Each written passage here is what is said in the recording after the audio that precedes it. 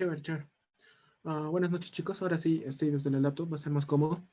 Bueno, la membrana plasmática en sí está compuesta por carbohidratos, lípidos y proteínas. Los carbohidratos generalmente están bajo la forma de glucocálix, que el glucocálix vamos a ver que se define como una pequeña cubierta alrededor de la célula que está compuesta por glucoproteínas y polisacáridos. En ese glucocálix están los carbohidratos de la membrana plasmática. Ahora también tiene su componente lipídico, que es básicamente en base a fosfolípidos y esfingolípidos y de colesterol. Eh, y tenemos a las proteínas, que pueden ser de dos tipos y ya las veremos más adelante. Pero básicamente está compuesto por lípidos, proteínas y carbohidratos. Ahora hablemos de la bicapa lipídica. La bicapa lipídica, como lo mencioné, está conformada por lípidos, obviamente, pero estos lípidos son de tres tipos.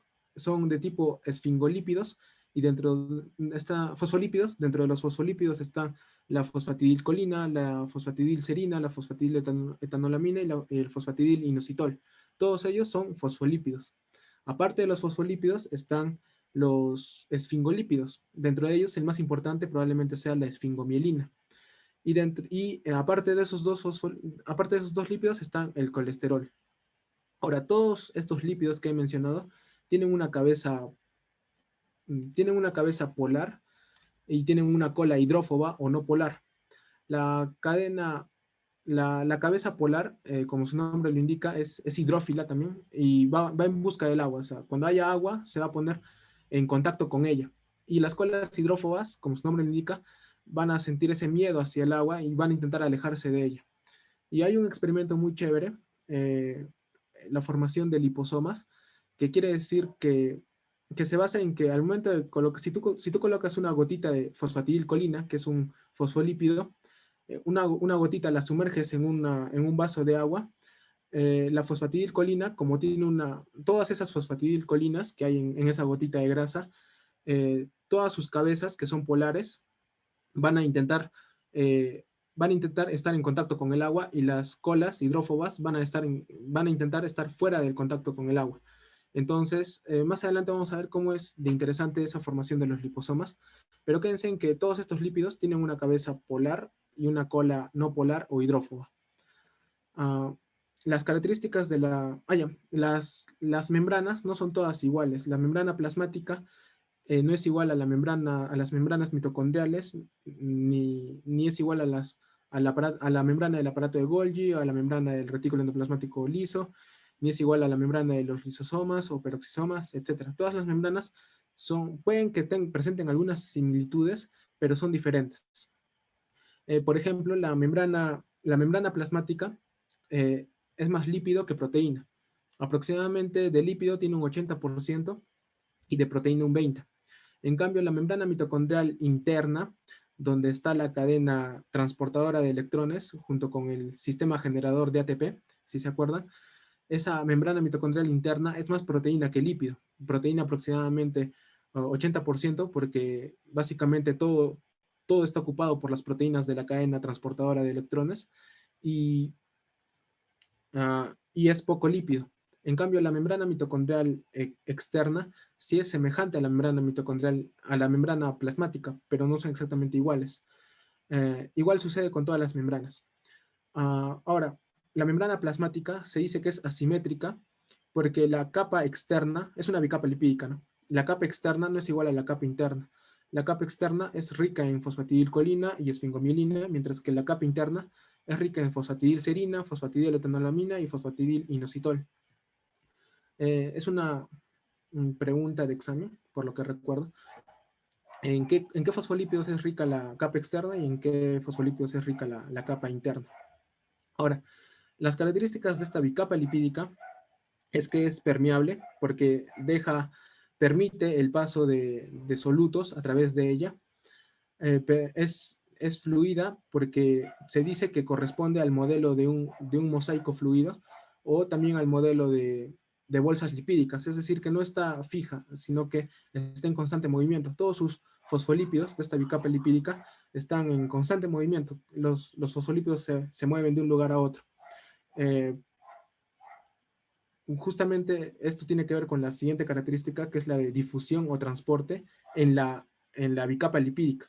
no a través de proteínas que están insertadas en la membrana, sino sobre la misma bicapa lipídica, intrínsecamente a la bicapa lipídica. Este transporte tenemos, ¿no? Que son dos filas de fosfolípidos.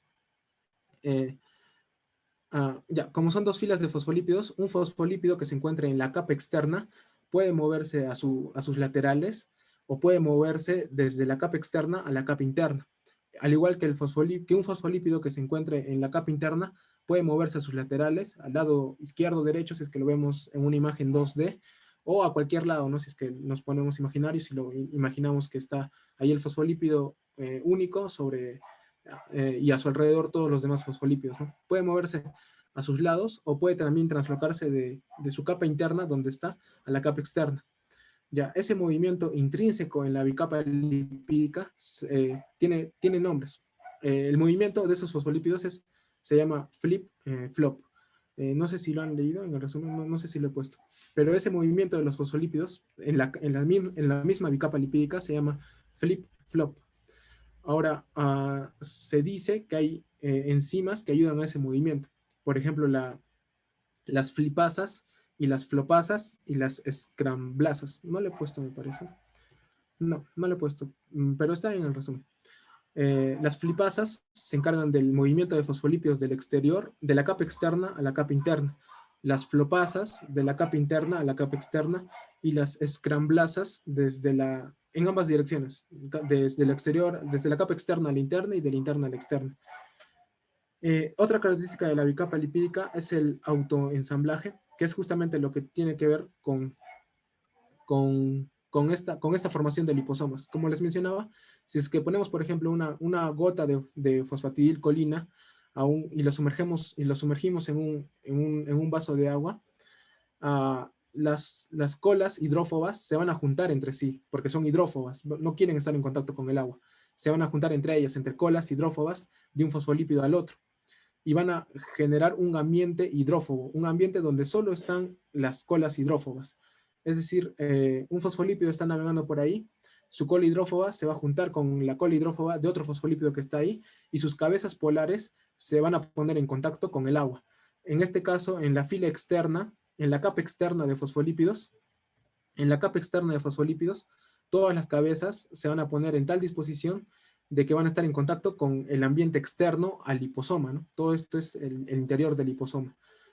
Toda esta fila de fosfolípidos, sus cabezas, van a ponerse en contacto con el ambiente externo, con el agua externa al liposoma. Mientras que las cabezas de los otros fosfolípidos van a estar en contacto con el agua que haya sido atrapada al momento de la formación del liposoma.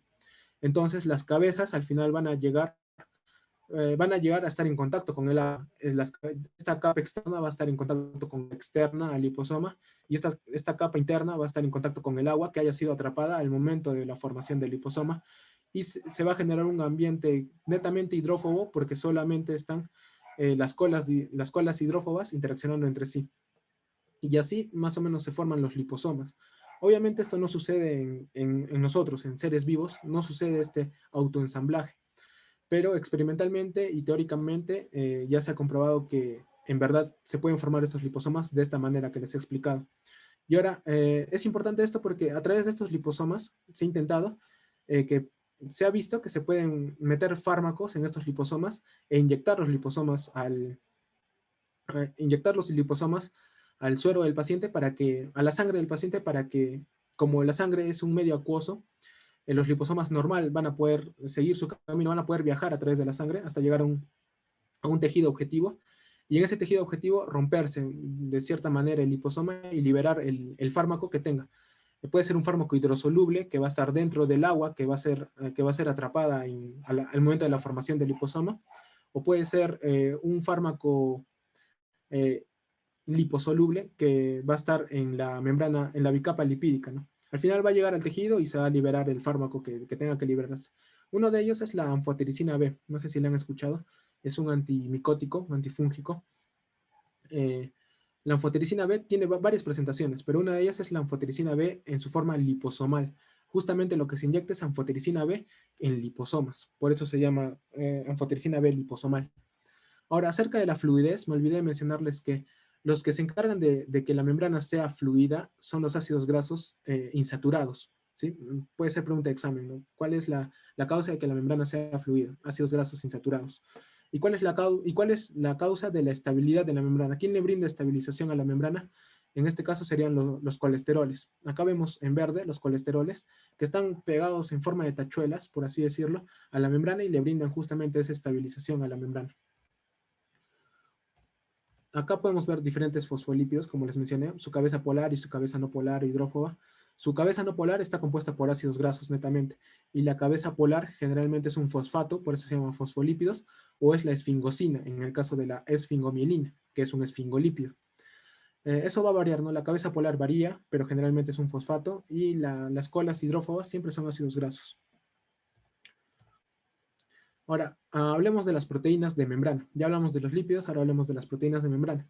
Las proteínas generalmente son glicoproteínas o glucoproteínas. Dependiendo de la membrana, va a variar en su composición de un 20 al 80%. Como mencioné, la membrana mitocondrial interna, la cantidad de proteínas es del 80%, mientras que en las demás membranas aproximadamente es de 20%, como en la membrana mitocondrial externa y en la membrana plasmática o celular.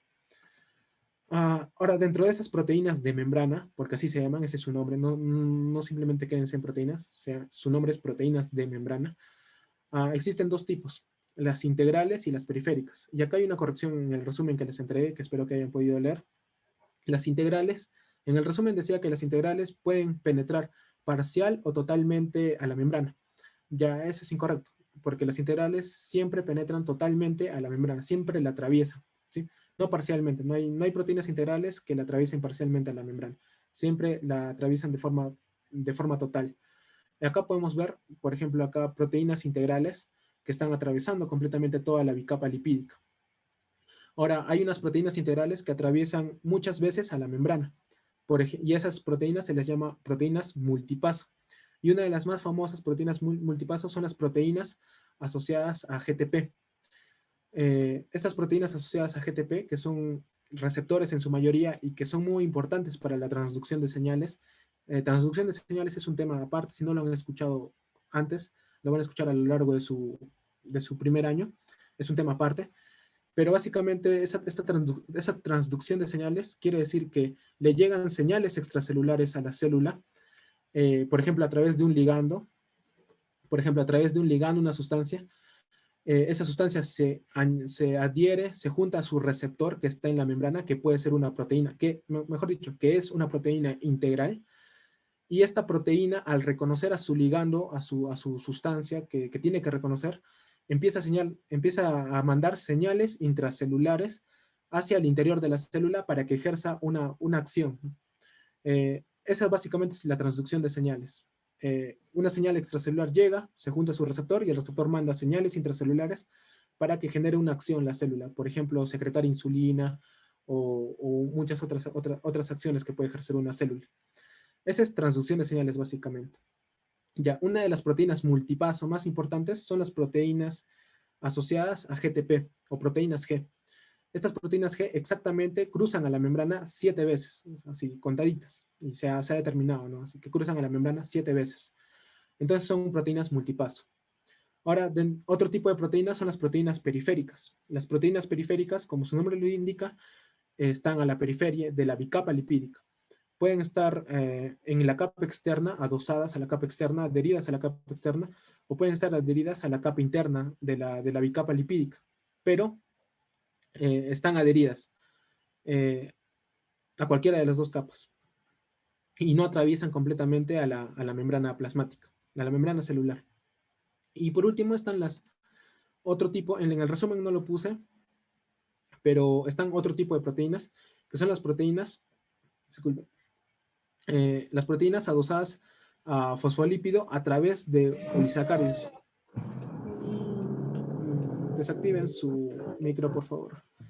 Las proteínas adheridas a la membrana no están directamente adheridas a la bicapa lipídica, pero sí lo están indirectamente unidas.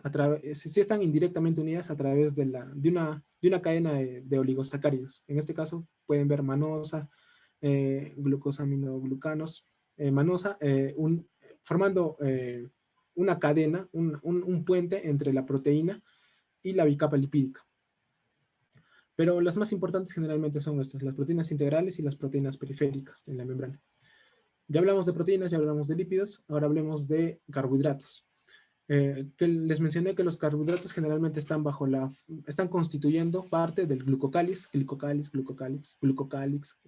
O sea, pueden ponerle acá la X y pueden cambiarle la U por la I, no importa, son lo mismo. Glucocáliz es una cubierta que rodea la célula, conformada principalmente por glucoproteínas y polisacáridos. Esto netamente está externa, está externa y adherida a la capa externa de la membrana, de la bicapa lipídica. No hay glucocáliz dentro de las células, siempre está fuera del glucocáliz. Y bueno, las funciones que cumple el glucocáliz son muy importantes. Por ejemplo, protege a la célula de la deshidratación intracelular y también la protege de que entre también mucha agua hacia dentro de la célula, pero principalmente la protege de la deshidratación. No, voy a poner el puntero mejor. Principalmente la protege de la deshidratación. También tiene una función antigénica. Por ejemplo, en las células tumorales y en las demás células, algunos antígenos forman parte del glucocáliz. Estas glucoproteínas más polisacáridos muchas veces actúan como antígenos. Entonces permiten diferenciar a una célula de otro tipo de células, porque todas las células presentan antígenos diferentes. Entonces, dependiendo de su expresión génica, ¿no? Pero en sí todas las células presentan antígenos diferentes y en parte esos antígenos en parte pertenecen al glucocáliz. También hay otro tipo de antígenos que son netamente proteínas, pero una considerable parte de estos antígenos son glucoproteínas más polisacáridos, es decir, forman parte del glucocáliz. Entonces, por eso se dice que el glucocáliz tiene una función antigénica. Y esto es muy importante, por ejemplo, en las células tumorales. Las células tumorales, ya mencioné que entre diferentes tipos de células normales, el eritrocito, una célula epitelial, etcétera, presentan diferentes tipos de antígeno. Sí, y las células tumorales también presentan cierto patrón diferente de antígenos, entonces, en el glucocáliz. Entonces, podría hipotetizarse que una de las funciones del sistema inmune justamente es reconocer este patrón distinto en las células tumorales y así poder atacarlas, reconocerlas y atacarlas. Entonces, se dice que tiene una función antigénica. También es muy importante, justamente que también tiene que ver con esta función antigénica, la diferenciación de grupos sanguíneos en el sistema ABO. Todos nosotros tenemos un tipo de sangre, ¿no? Según el sistema ABO. Unas personas pueden ser tipo A, otros tipo B, otros tipo O y otros tipo AB. Lo único que diferencia a estas personas es que sus eritrocitos están tienen en su glucocáliz diferente cadena de oligosacáridos. Por ejemplo, en el antígeno O tienen esta cadena de oligosacáridos alrededor del eritrocito, pertenecientes al glucocáliz. Los del antígeno A tienen este patrón, que simplemente difiere en un monosacárido. Y el antígeno B también solo difiere de los otros dos, bueno, difiere de en este monosacárido. Como ven, el antígeno A y el antígeno B tienen un monosacárido extra, mientras que el antígeno O no tiene ese monosacárido, no tiene ese monosacárido extra. Esta es la base de la diferenciación de los tipos de sangre. Simplemente está la base en el glucocáliz de los eritrocitos. Y por ello es muy importante las funciones que cumple el glucocáliz. Además de las funciones que he mencionado, también previene de agresiones mecánicas y químicas, sobre todo en las células intestinales, ¿no? Las células intestinales están en contacto roce con el alimento, entonces deben tener una cubierta que les permita protegerse. Esa cubierta es el glucocáliz. En otras células, por ejemplo, las células musculares y nerviosas que necesitan despolarizarse, al momento de la despolarización, tienen que entrar full cationes, ¿no?, dentro de la célula para que se despolarice. Ya esos cationes entran rápido porque en parte, no todo, en parte, esos cationes están adheridos, están muy cerca a la membrana plasmática, porque justamente en el glucocáliz están una gran cantidad de ácidos siálicos, y estos ácidos siálicos tienen una carga negativa. Al tener una carga negativa, como que de cierta forma atraen a los cationes a que se queden pegaditos a la membrana. y que estén preparados para entrar, por así decirlo. Eh, Esta es otra de las funciones del glucocáliz, que cobra especial importancia en las células musculares y nerviosas y en cualquier célula que necesite realizar para cumplir con función. Y también, por último, el glucocáliz sirve como soporte de enzimas, al igual que la membrana plasmática. La membrana plasmática de por sí también sirve como base para enzimas, para que las enzimas se adosen, se adhieran a la membrana plasmática y actúen ahí. El glucocáliz también sirve como soporte de enzimas. Por ejemplo, en las células intestinales están las peptidasas y las glicosidasas, ¿no? Que ayudan a la digestión de péptidos y de carbohidratos. Peptidasas, ¿no? Desdoblan los péptidos y las glicosidasas desdoblan los carbohidratos. Entonces, en las células intestinales es muy importante el glucocáliz, como pueden ver, porque las protege del contacto con el alimento y también sirve como soporte para sus enzimas. Y recuerden esto siempre, todo esto les va a acompañar toda su vida. Todas las funciones del glucocáliz lo van a terminar viendo en alguna parte de la carrera y van a ver que es muy importante. Por ejemplo, acá en hematología es muy importante esto, lo de los antígenos A, B, O. Y por último, para culminar con membrana plasmática, resumiremos en estas funciones, resumiremos en esta diapositiva todas las funciones que tiene la membrana. Primero, protege el ambiente externo, ¿no? Divide a todo el ambiente en un ambiente intracelular y lo separa del ambiente extracelular, ¿no? Por eso se dice que protege el ambiente externo. Aparte, las membranas no solo están presentes alrededor de la membrana, no existe solo una membrana, ¿no? La membrana que usualmente conocemos es la membrana plasmática, la membrana celular, pero obviamente las organelas dentro de la célula, por ejemplo el aparato de Golgi y la mitocondria también tienen sus propias membranas. A todas esas organelas que tienen membranas se les denomina el sistema de endomembranas, ¿no? Endo de adentro, de interior y membranas de membranas del interior, membranas intracelulares. Es muy importante esto porque cada organela tiene su propio medio. Entonces, tiene su propio medio en el cual trabaja. Entonces, es muy necesario que estén separados entre sí.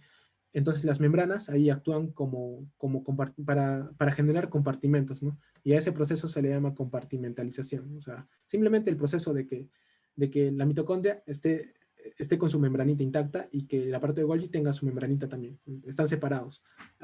Y a eso simplemente se le llama compartimentalización. Y todo eso es gracias a las membranas, ¿no? La membrana mitocondrial, la membrana del aparato de Golgi. Ahora, sirve también como lo mencioné, aún no, sirve como soporte para el transporte de sustancias del interior al exterior o viceversa de la célula.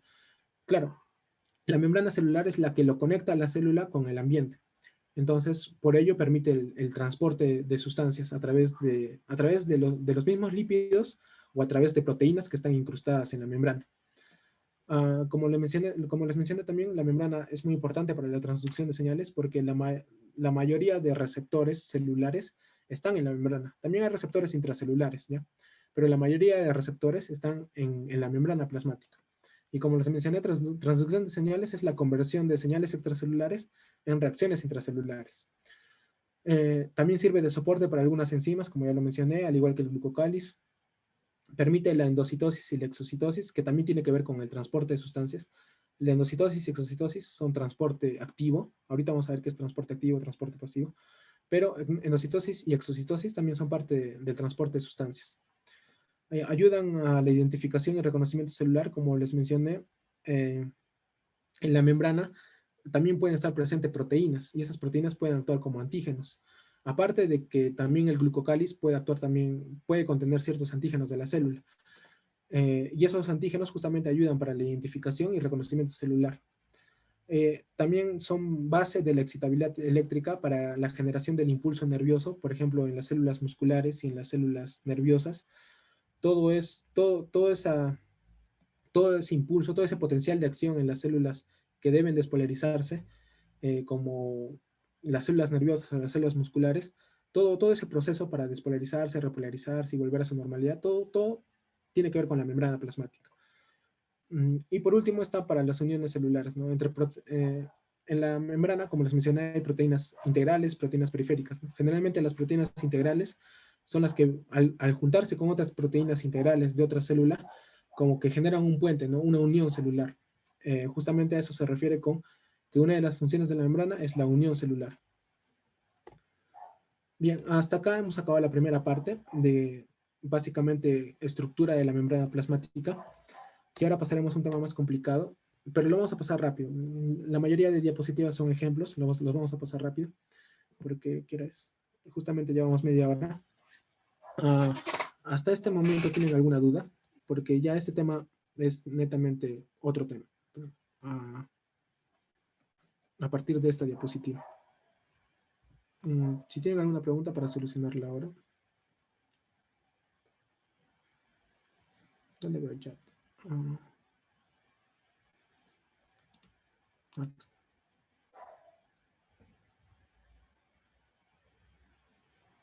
Ya. Bueno, Franca indicó que van a ser respondidas al final. Mejor sí, que sea al final nomás.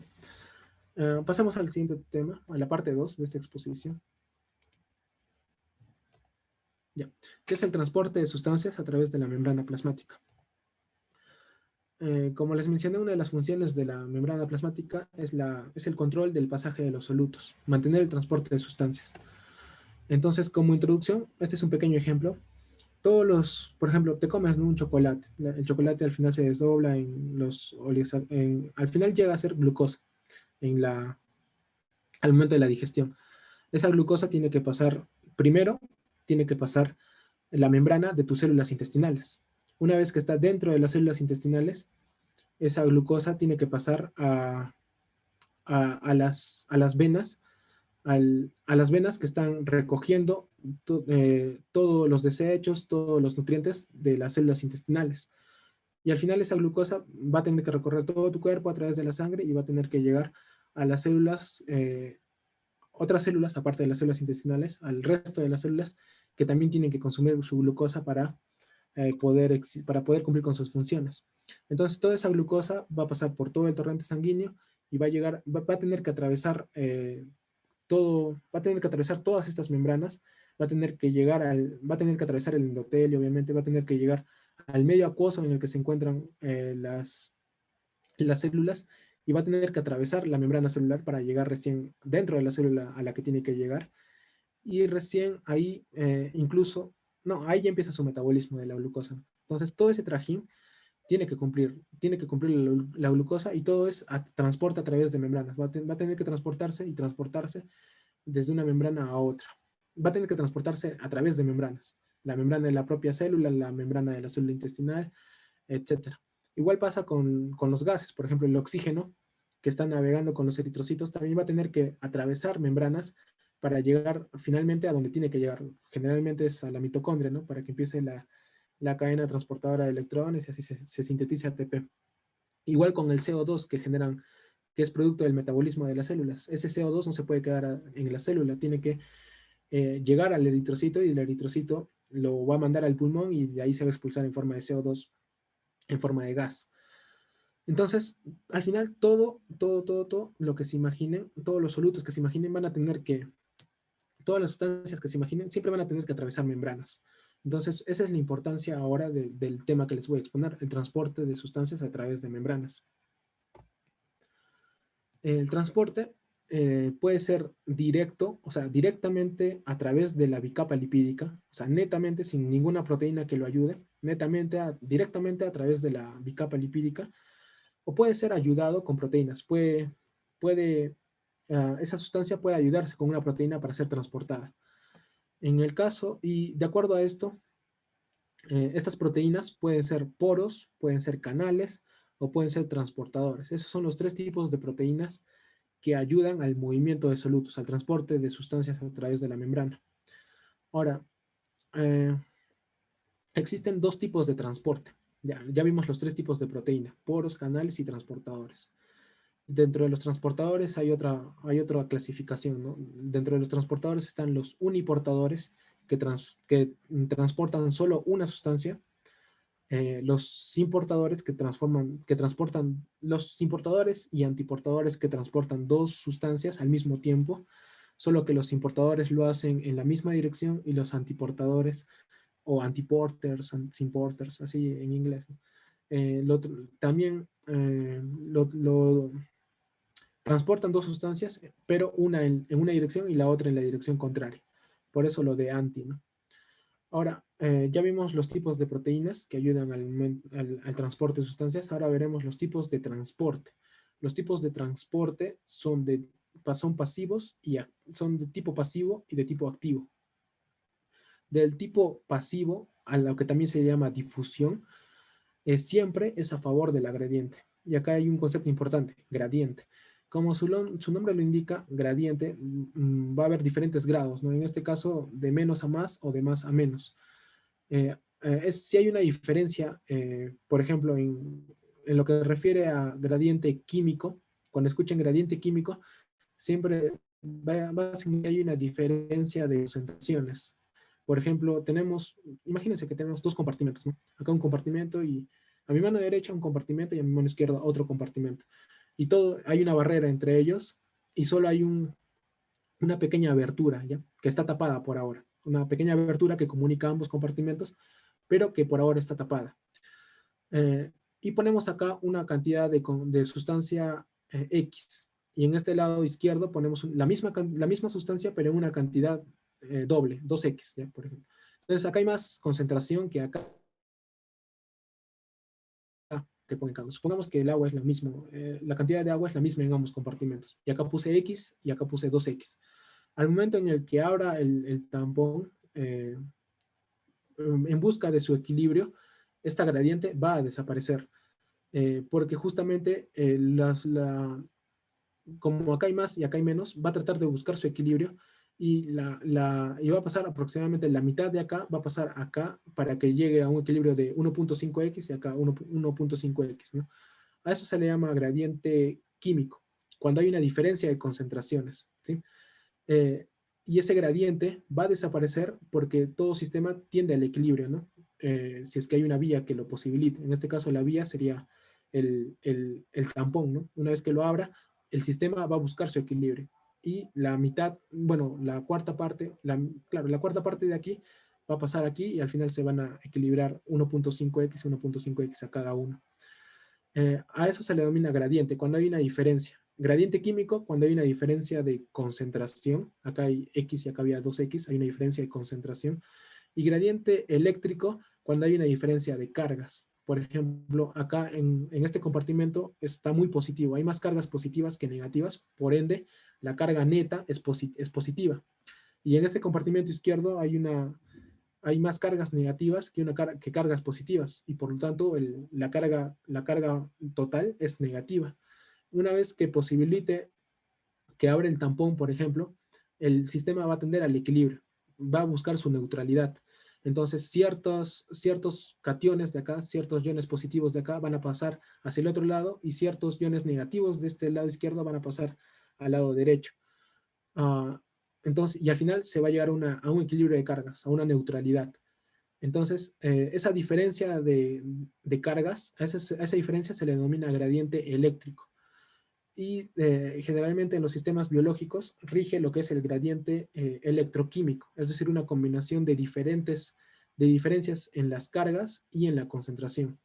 A eso me refiero con gradiente, ¿no? Generalmente seguir una dirección, de menos a más, de más a menos, dependiendo de la gradiente que sea, ¿no? Gradiente eléctrica, gradiente química o gradiente electroquímica. Ya, esta gradiente es la fuerza impulsora es la fuerza impulsora en el caso del transporte pasivo o de difusión, ¿sí? Algo importante acá es que todas las moléculas siempre están activas, ¿no? Siempre están en movimiento. Incluso yo recuerdo de la academia que me decía un profesor que incluso en el estado de cero absoluto hay movimientos. No sé si será cierto, no sé si se lo han inventado, supongo que hay debate, pero decía siempre que las moléculas siempre están en movimiento, nunca están estáticas, siempre tienen un movimiento cinético. Ya, por ese movimiento cinético, ese movimiento propio de las moléculas siempre van a estar así moviéndose libremente. Ya, ese movimiento es muy importante porque esa fuerza, esa energía cinética es muy importante porque inicia el movimiento necesario para el transporte de cualquier sustancia, ¿no? En el caso del transporte pasivo o de difusión, las células ya se están moviendo, o sea, acá se están alocando cualquier sustancia X, acá ya se están alocando las moléculas, por así decirlo, y que quieren moverse siguiendo su gradiente. Si acá en el lado extracelular hay mucha sustancia, hay mucha concentración de cierta sustancia, solitas, si es que la bicapa lipídica lo permite, estas van a encontrar su camino, si es que lo permite la bicapa lipídica, y van a pasar hacia el otro lado en el que hay menos concentración, justamente para llegar a su equilibrio. Entonces, el movimiento en el transporte pasivo es iniciado por la energía cinética de las moléculas, pero es impulsado y terminado por la fuerza de la gradiente eléctrica, química o electroquímica. ¿Sí? Es una combinación de su energía cinética y de la energía que brinda esta gradiente electroquímica o eléctrica o química. ¿Sí? Ambas energías son importantes en el transporte pasivo. Ya, en el transporte pasivo o de difusión hay dos tipos, de difusión simple y de difusión facilitada. Difusión simple puede atravesar directamente a través de la membrana, si es que lo permite, y si es que no lo permite la membrana, la bicapa lipídica puede ayudarse con una proteína. En este caso, en el caso de la difusión simple, las proteínas son poros o canales. ¿Sí? Acá, bueno, acá está la proteína del canal, pero también están las proteínas de tipo poro, o sea, las proteínas que forman un poro. Ya. Y aparte hay otro tipo de difusión, la difusión facilitada, que se le llama facilitada porque también está siendo ayudada por una proteína. Entonces, estos son los dos tipos de difusión, difusión simple y difusión facilitada, que siempre van a favor de la gradiente y no gastan energía metabólica, no gastan energía química del ATP, pero sí vemos que es impulsada por energía, la energía cinética de las moléculas y la energía que se genere por la gradiente eléctrica, química o electroquímica. ¿Sí? Pero siempre va a favor de la gradiente porque justamente esta gradiente es la fuerza impulsora de este movimiento pasivo, de este transporte pasivo o de difusión. Y hay otro tipo, ¿no?, de transporte, el transporte activo. El transporte activo es aquel que para realizar el transporte sí gasta energía metabólica, sí gasta energía química, y generalmente la que gasta es el ATP, ¿no? El ATP o un compuesto similar, puede ser incluso el GTP que lo gasta. Cualquier compuesto que tenga enlaces de alta energía, ¿no? El ATP tiene guanosin trifosfato, tiene dos enlaces de alta energía. El GTP, al ser también un guanosin trifosfato, también tiene dos enlaces de alta energía. Entonces esos enlaces al romperse liberan energía y permite el transporte. En este caso el transporte activo siempre va en contra de la gradiente. Sí, siempre va en contra de la gradiente. Por ejemplo, si acá hay poca sustancia y acá hay harta sustancia, el transporte activo siempre va a seguir sacando más sustancia, va a ir en contra de la gradiente, va a sacar más sustancia de donde hay menos y la va a dirigir a donde hay más. Y bueno, como acá lo mencioné, siempre con energía metabólica o energía química en forma de ATP generalmente.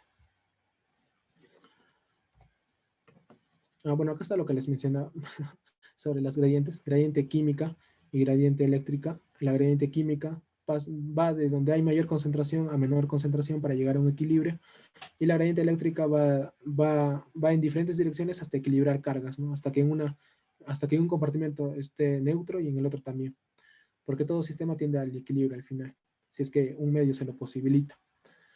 Bueno, esto es gradiente química y esto sería gradiente eléctrica. Esta es otra clasificación de los transportadores. No le vamos a tomar importancia porque va en contra de lo que les he venido enseñando, pero simplemente para que contemplen que hay otra clasificación de los transportadores. Siempre va a variar de la bibliografía que lean, va a variar siempre. Ya está. Algo importante es que la difusión simple, no toda la difusión facilitada, no, solo la difusión simple, cumple con la ley de Fick. Y recordemos que la difusión simple, ¿cómo era? Directamente a través de la membrana o a través de proteínas. ¿Cuáles eran esas proteínas? A ver si se acuerdan. ¿Cómo se llamaban? Eran dos, ¿no? A ver si se acuerdan. En el chat pueden ponerlo.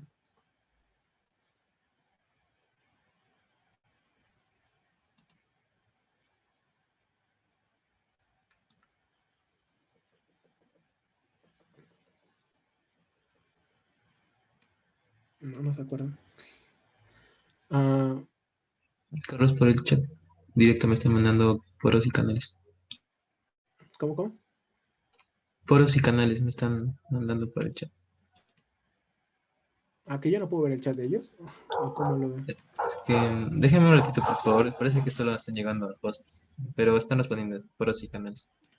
Ya, está bien, está bien. Puede ser directamente a través de la membrana, de la bicapa lipídica, si es que lo permite, o puede ser a través de poros o canales. No solo canales, acuérdense siempre de los poros. Ahora, va a atravesar a través de la membrana si la molécula, si la sustancia tiene estas cualidades, que sea neutra y que sea liposoluble. Liposoluble quiere decir que sea hidrófobo o que sea no polar, ¿no? Generalmente son sinónimos, pero no, bueno, ya me olvidé hace tiempo, sí sabía mucho la diferencia entre liposolubilidad, hidrofobicidad y no polaridad, ¿no? Pero generalmente tómenlo como son cercanamente lo mismo. Que una molécula sea liposoluble generalmente indica que es hidrófoba y que sea hidrófoba también indica que es no polar. O claro, que es no polar. Entonces, solo si cumple con estas características va a poder atravesar directamente a través de la capa lipídica. Y en este caso, eh, claro, en este caso, que atraviese a través de la membrana, va a cumplir con esta ley, con la ley de Fick. Que bueno, acá se pueden divertir, justamente es para identificar el flujo con qué es directamente o inversamente proporcional. Bueno, obviamente es directamente proporcional el flujo, es decir, la cantidad de sustancia y la velocidad con la que pasa, obviamente, con la que pasa esa sustancia, obviamente va a ser directamente proporcional al coeficiente de difusión que tenga, al área y a la diferencia de concentración. Y va a ser inversamente proporcional a la distancia a través de la membrana. Si es mayor distancia, va a pasar menos flujo, va a tener menos velocidad. Y, y con el resto de variables va a ser directamente proporcional, ¿no? Bueno, acá se pueden divertir si quieren despejar algo, pero generalmente esta es la ley de Fick, que se cumple siempre en la difusión simple a través de membrana.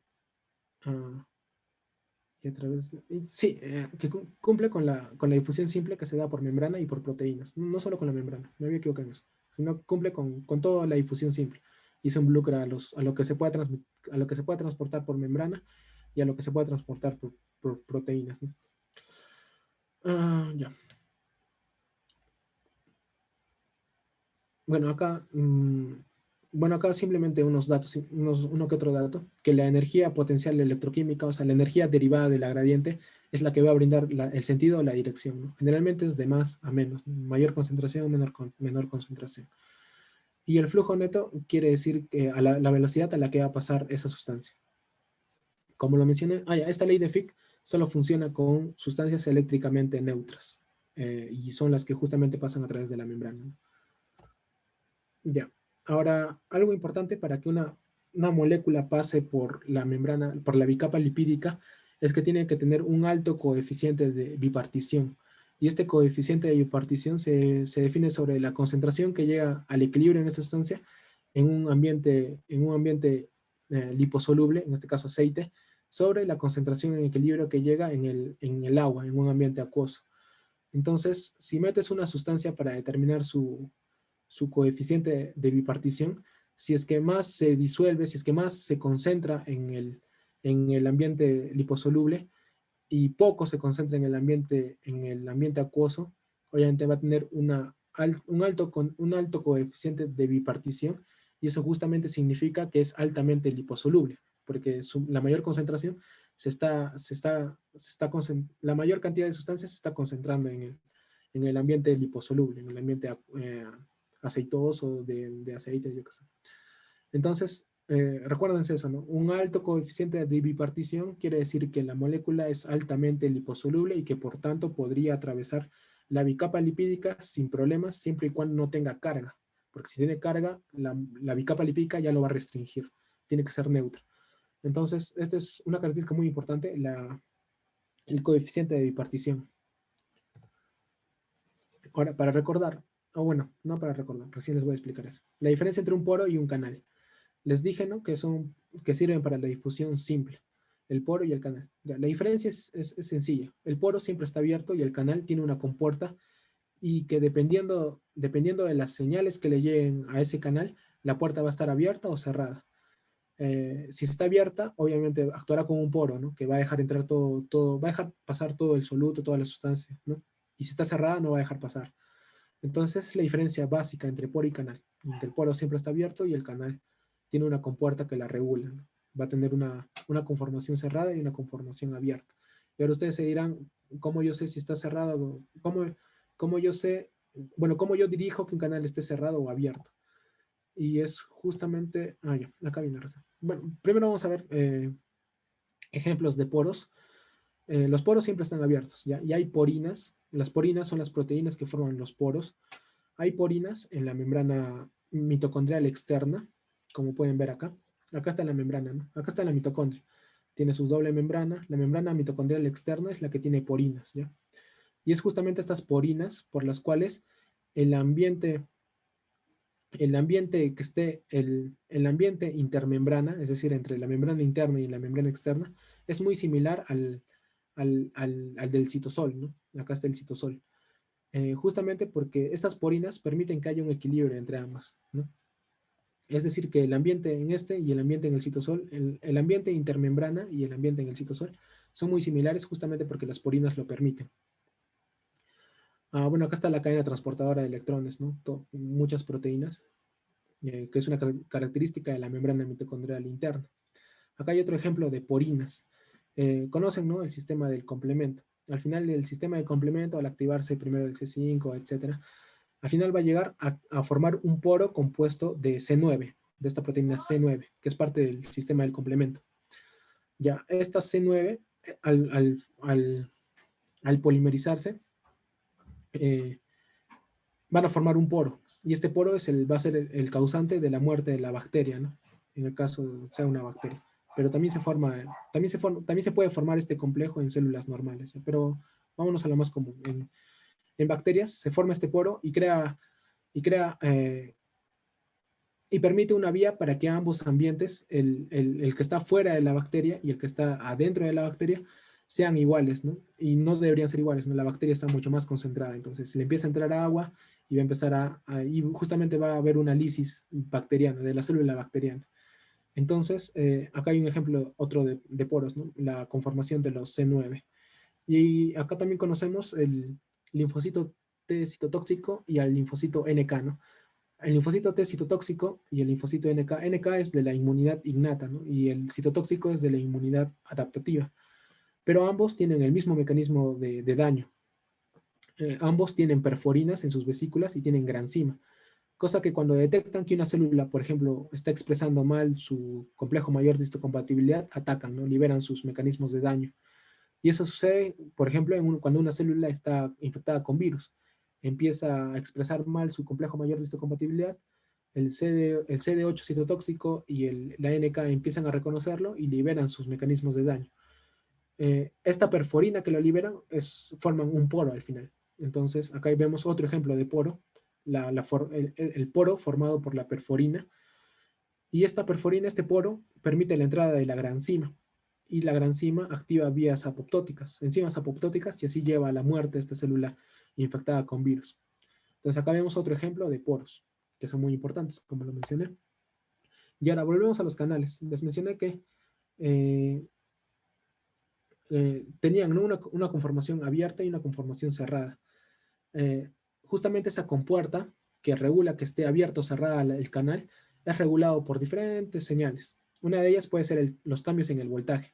Por ejemplo, acá podemos verlo, ¿no? Llega un potencial de acción a la célula y genera un cambio en el voltaje de la célula, un cambio en las cargas de la célula. Este cambio en el voltaje va a ser detectado por la proteína. La proteína tiene su parte, su sensor de voltaje. Ahorita vamos a ver ejemplos ya, pero una proteína que sea regulada por voltaje tiene su sensor de voltaje. Entonces, al detectar ese cambio, va a pasar de una conformación cerrada, va a abrir su compuerta y va a ser una conformación abierta. Entonces, va a permitir pasar todo lo que tenga que pasar, ¿no? Si es un canal de sodio, dejará pasar sodio. Si es un canal de calcio, dejará pasar calcio. Si es un canal de potasio, dejará pasar potasio. Otro cambio pueden ser cambios mecánicos, es decir, que ahí están tranquilas las proteínas y algo las mueve, ¿no? Las mueve así tal cual, como suena, físicamente las mueve. Eso también es detectado por las proteínas, por cierta parte de la proteína. Entonces, al detectar ese cambio mecánico, también se van a activar, van a abrir su compuerta y va a permitir que salga o entre lo que sea, ¿no? La sustancia para la cual han sido hechas. Por ejemplo, cloro, calcio. Ahora, también hay otra señal que pueden ser los ligandos. Por ejemplo, acá vemos receptores de acetilcolina y receptores GABAérgicos. Una vez que llega a su ligando, este receptor la reconoce. Es un receptor y canal a la vez. La acetilcolina llega a su canal, el canal, la proteína la reconoce y cambia de conformación nada más y permite que, que entre o salga lo que tenga que salir, ¿no? Por ejemplo, en este caso está permitiendo la entrada de sodio y está permitiendo la salida de potasio, pero esto no es así. Acá es entrada de sodio nada más. Acá es entrada de sodio nada más. Y los receptores GABAérgicos, al momento en el que llega el GABA, hay un cambio conformacional, detecta que ha llegado su GABA, su ligando, hay un cambio conformacional y se abre, ¿no? Para que entre o salga cloro. Generalmente sí, sí, pues los receptores GABAérgicos generalmente permiten el transporte de cloro. Ahora, otra señal son los segundos mensajeros intracelulares. Por ejemplo, han escuchado del AMP cíclico, del GMP cíclico, del inositol trifosfato, de tirosina quinasas, que no sé si las habrán escuchado, pero son parte del sistema de segundos mensajeros, que también pertenece al tema de transducción de señales. Ya, estos segundos mensajeros son moleculitas nada más que están en el interior y que al momento de elevarse, por ejemplo, en el AMP cíclico, se empieza a elevar, eh, produce un cambio, este tratado y produce un cambio conformacional en la proteína y permite que se abra su compuerta y que deje salir o entrar lo que tenga que salir o entrar. La sustancia para la que ha sido hecha, ¿no? Ese sería, eso sería por segundos mensajeros. Y también puede ser activada por cambios intracelulares en los metabolitos. Por ejemplo, el ATP o el pH también puede alterar la, la compuerta, también puede activar a que la compuerta puede estimular a que la compuerta del canal se abra o se cierre, ¿no? Los cambios en el pH o los cambios en el ATP. Entonces, todas estas señales, este es un gráfico muy bonito que resume todo lo que les acabo de decir, respecto a canales, respecto a cómo el canal pasa de una conformación abierta a una conformación cerrada. Y ahora vamos con los ejemplos. Por ejemplo, acá podemos ver canales de sodio, canales de potasio, voltaje dependientes. Llega el potencial de acción, se abre y deja entrar sodio. En este caso, llega el potencial, bueno, llega a cierto potencial, a cierta carga, y estos canales se abren y dejan salir potasio, por ejemplo. Esto generalmente sucede en la despolarización, la entrada de sodio, y la salida de potasio en la repolarización, ¿no? En células que están sometidas a despolarizaciones constantes. Otro dato importante de los canales es que estos canales tienen un filtro de selectividad, es decir, los canales han sido hechos para cierto ion. En este caso, los canales de potasio han sido hechos para potasio. ¿Y cómo saben que el potasio es lo que está entrando? Porque tienen un filtro de selectividad. Lo reconocen a los iones potasio para que lo dejen pasar.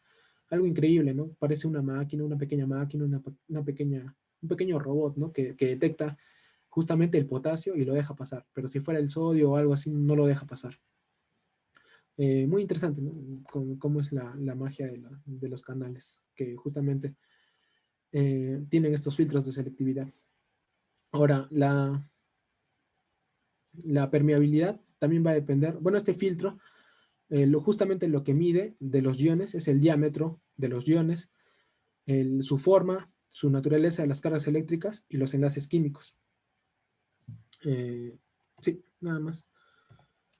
Vamos a pasar rápido. Este es el canal de sodio voltaje dependiente, como les dije.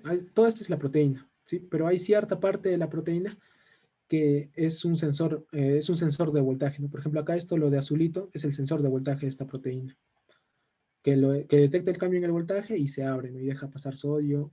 Claro, deja pasar sodio. En el caso de la despolarización, entraría desde afuera hacia adentro, ¿no? El sodio. Bueno, es lo mismo. El canal de sodio voltaje dependiente. Acá está su parte de la proteína que detecta el cambio en el voltaje, lo de azulito.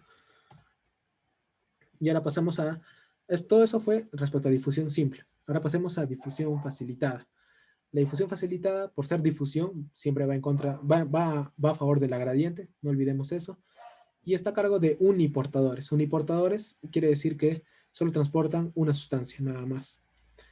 Ahora, esta difusión facilitada, como se ve ayudada con proteínas, ya no es tan fácil como con los poros y canales que pasen, sino que el proceso es un poco más complicado. Acá podemos verlo, ¿no? Acá podemos ver el proceso. La diferencia entre canal y un uniportador. El canal al abrirse deja entrar a full porque es como si fuera un túnel, ¿sí? Un túnel acuoso. Todo esto está lleno de agua y deja entrar a full las moléculas, ¿no? Por ejemplo, sodio, potasio, calcio, etcétera. Pero en cambio, un uniportador, es decir, las proteínas encargadas de la difusión facilitada, no es así. O sea, no tienen una compuerta que les permite, que permite aparentar a un túnel y que entren full moléculas. No es así, sino que tienen que recibir a su molécula y mediante cambios conformacionales recién la pueden pasar al otro lado. Es decir, que es un poco más lento, ¿no? Puede decirse que es un poco más lento. Lo recibe, suceden cambios conformacionales, la molécula sigue adherida a su uniportador y una vez que ya terminó sus cambios conformacionales, lo deja ir, ¿no? Y es uno por uno siempre. Por eso se dice uniportador, nada más, porque solo transporta una sustancia. Eh, entonces, es un poco más lenta.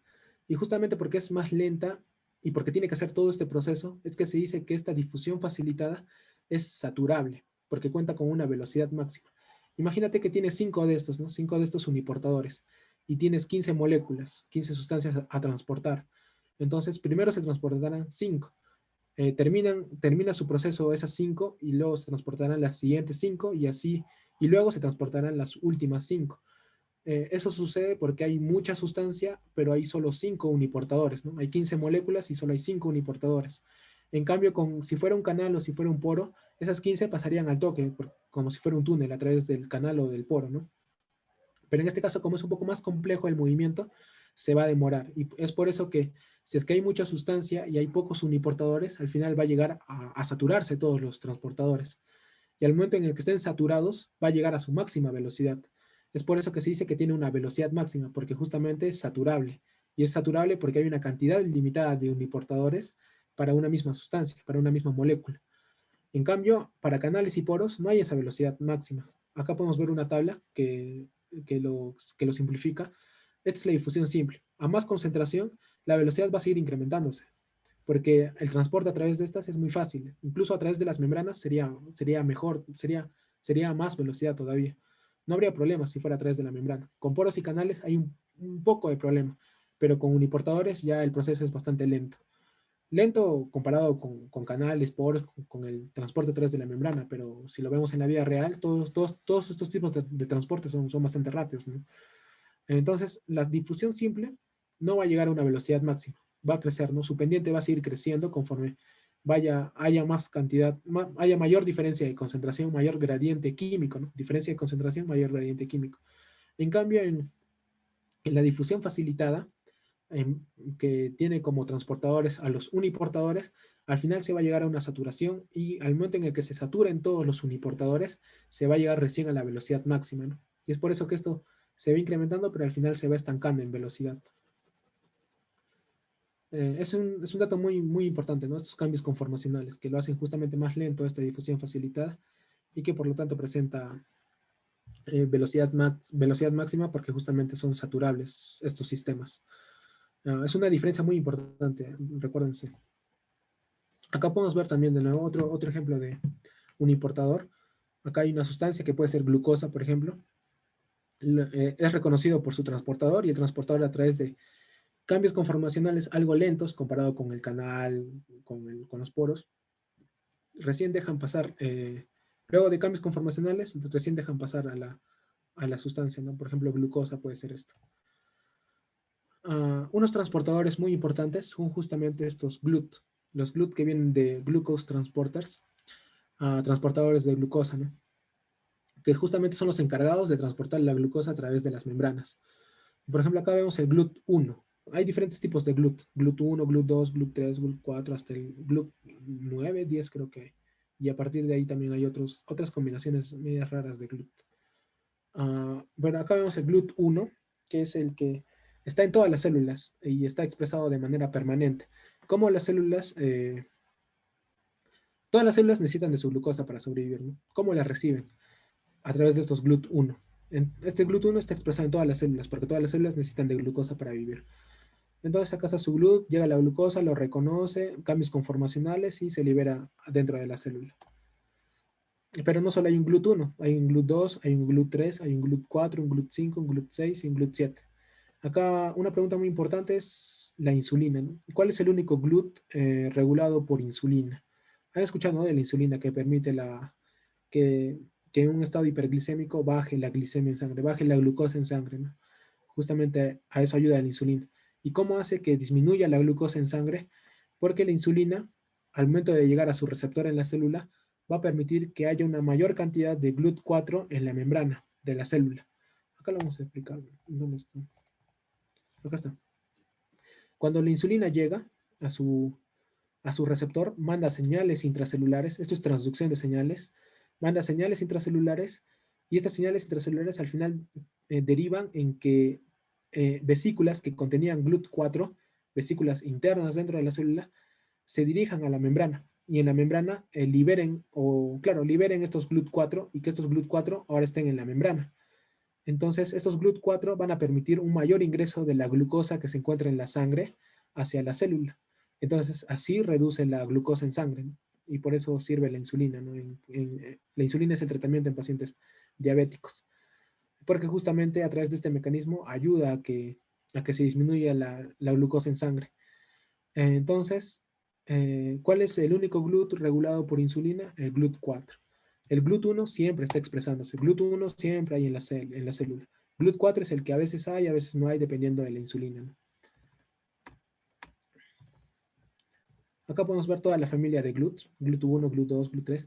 Acá están todos los sustratos que transportan. Por ejemplo, el GLUT1 no solo transporta glucosa, sino también transporta galactosa, manosa. ¿Dónde está el GLUT4? También netamente glucosa. El GLUT5, muy importante, transporta fructosa, ¿no? La fructosa generalmente de la dieta, ¿no? Ingieres un contenido alto en fructosa y se absorbe a través de este GLUT5 en el intestino, en las células intestinales. Acá está la expresión, la distribución tisular, porque como les mencioné, GLUT1 se expresa en todo, en eritrocitos, sistema nervioso, barrera hematoencefálica, y tejidos fetales. El GLUT2 se expresa en el hígado, en islotes de Langerhans, en el intestino, en el riñón, en el sistema nervioso. El GLUT3 solo en el sistema nervioso y en los testículos. GLUT4 en el tejido adiposo, en el tejido esquelético, en el tejido cardíaco. Esto es importante porque estos tejidos justamente son los sensibles. Se dice que estos tejidos son los sensibles a insulina, porque justamente la insulina viene a estos tejidos, a estas células, y activa y estimulan a que haya más GLUT4 en la membrana, que permita la mayor entrada de glucosa. Acá vemos GLUT9, GLUT8, GLUT9, GLUT10, GLUT11, GLUT12, GLUT14. Ahí está, son 14 GLUTs. Y transportan diferentes cosas, generalmente siempre hay glucosa, ¿no? Y acá está su expresión. Si quieren más detalles, lo pueden tomar screenshot. O igual se va a subir la grabación a YouTube, así que no hay problema, lo pueden ver con más calma si es que sienten más interés acerca de en dónde se distribuyen estos GLUT. Pero lo más importante que sepan son los primeros 4 GLUT, ¿no? GLUT1, hasta el 5. GLUT1, GLUT2, GLUT3, GLUT4, GLUT5. GLUT5 porque transporta fructosa.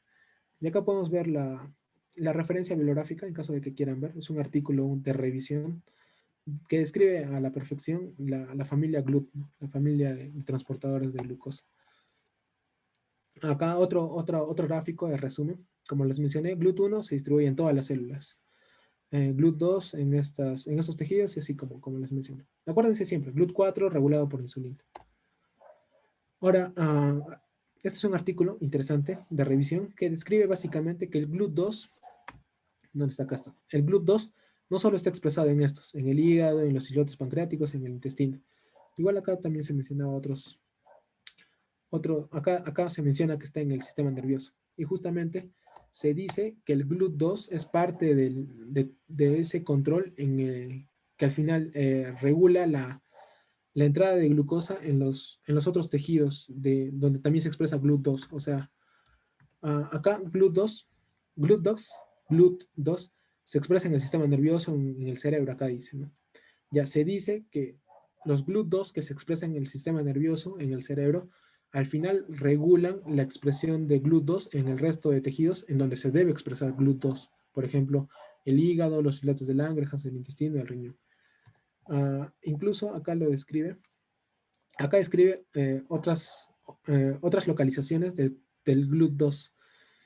Por ejemplo, lo que me pareció interesante acá, en el sistema nervioso. ¿Dónde está? No, acá no está. No, en el sistema nervioso autónomo. Acá, el GLUT2 está ahí controlando también en parte la actividad del sistema nervioso autónomo. Y es lo que me pareció interesante, ¿no? De que se haya descubierto que el GLUT2 está ahí. Y obviamente si es que el GLUT2 está desaparecido, está inhibido, no existe por alguna mutación que haya sucedido a nivel de ese tejido, y se ve que hay una función, bueno, ya se ha determinado que cumple cierta función en el control del sistema nervioso autónomo, entonces va a haber algunas enfermedades, ¿no?, del sistema nervioso autónomo, si es que no se expresa este GLUT2 donde se debe expresar. Entonces es algo interesante, ¿no?, lo que tiene que ver con este GLUT2. Igual acá les dejo la referencia en caso de que quieran leerlo a más profundidad. Esto ya lo expliqué, cómo la insulina permite que al final haya más GLUT4 en la membrana y así entre más glucosa en la célula, ¿no?, y así disminuya los niveles de glucosa en la sangre. Entonces, al final, la velocidad de difusión, ya sea simple o facilitada, siempre va a depender del gradiente eléctrico, del gradiente químico, del gradiente electroquímico, que son los más importantes. También se dice que hay un gradiente de presión, ¿no?, pero es irrelevante. Lo más importante es el gradiente eléctrico y el gradiente químico. Va a depender también de la cantidad de sustancia disponible, de la velocidad del movimiento cinético que tengan las moléculas, el número y tamaño de las aberturas de la membrana, es decir, por donde atraviesa la sustancia. Obviamente aquí no habría limitante en caso de que la sustancia netamente pase a través de la membrana lipídica, de la bicapa lipídica, porque la bicapa lipídica, bueno, está en toda la membrana, ¿no? Entonces hay mucha área por donde puede pasar la molécula, entonces no estaría limitado tanto por eso. Pero en caso de que sea por proteínas, por ejemplo, poros, canales, ahí sí hay una cantidad limitada de poros y de canales en toda la membrana. Entonces sí se va a ver limitada por la cantidad de poros y canales que haya, ¿no? En difusión simple, ¿no? Y en difusión facilitada también va a depender de la cantidad de uniportadores que tenga. Y en caso de sustancias transportadas, que no son transportadas por proteínas, sino directa a través de la membrana, va a depender también de la liposolubilidad, ¿no? Y la liposolubilidad hemos dicho que tiene que ver con el coeficiente de bipartición, ¿no? Ya. Simplemente para recordar, el poro siempre está abierto y el canal tiene una compuerta y la compuerta va a estar cerrada o abierta. Este es el transportador. El uniportador, que como lo dije, a través de cambios conformacionales, al final va a mover a la sustancia que tenga que mover de un lado a otro. Y acá hay otro cuadro comparativo entre poros, canales y transportadores. Lo pueden ver más adelante con más detenimiento en caso de que quieran recordar. Ahora, antes de pasar al transporte activo, ¿quieres?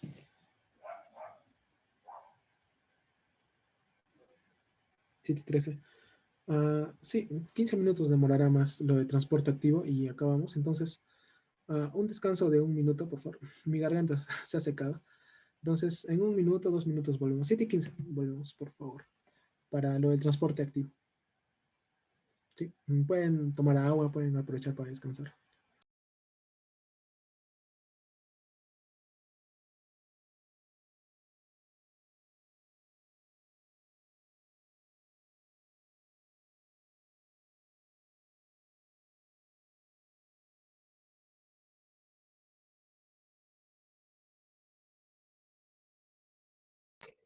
Sí,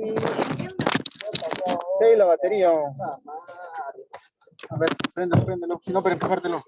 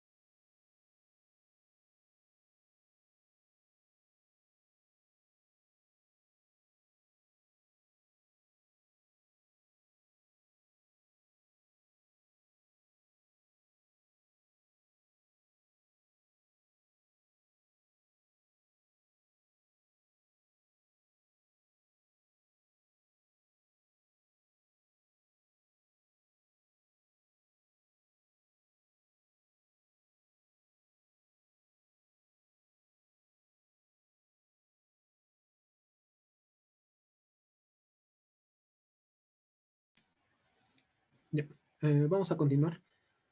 Mm, ya. Continuamos con el transporte activo. El transporte activo, como su definición lo decía, siempre va a ir en contra de la gradiente electroquímica y va a requerir gasto de energía metabólica o química, ¿no? Generalmente va a gastar ATP o algún compuesto similar. Mm, por ejemplo, acá podemos ver al ATP, que tiene dos enlaces de alta energía. Estos son los dos enlaces de alta energía, que al final se van a romper y van a liberar la energía necesaria para el transporte, ¿no? Bien, el transporte activo puede ser primario o secundario, incluso se habla de un terciario, pero quédense con primario y secundario. El transporte primario es aquel que gasta el... un momento, por favor.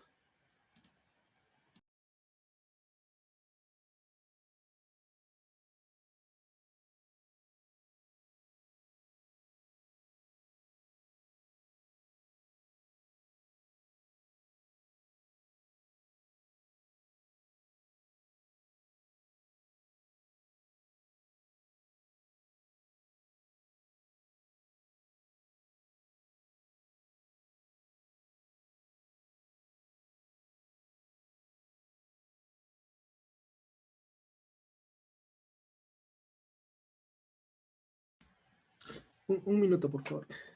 Disculpen.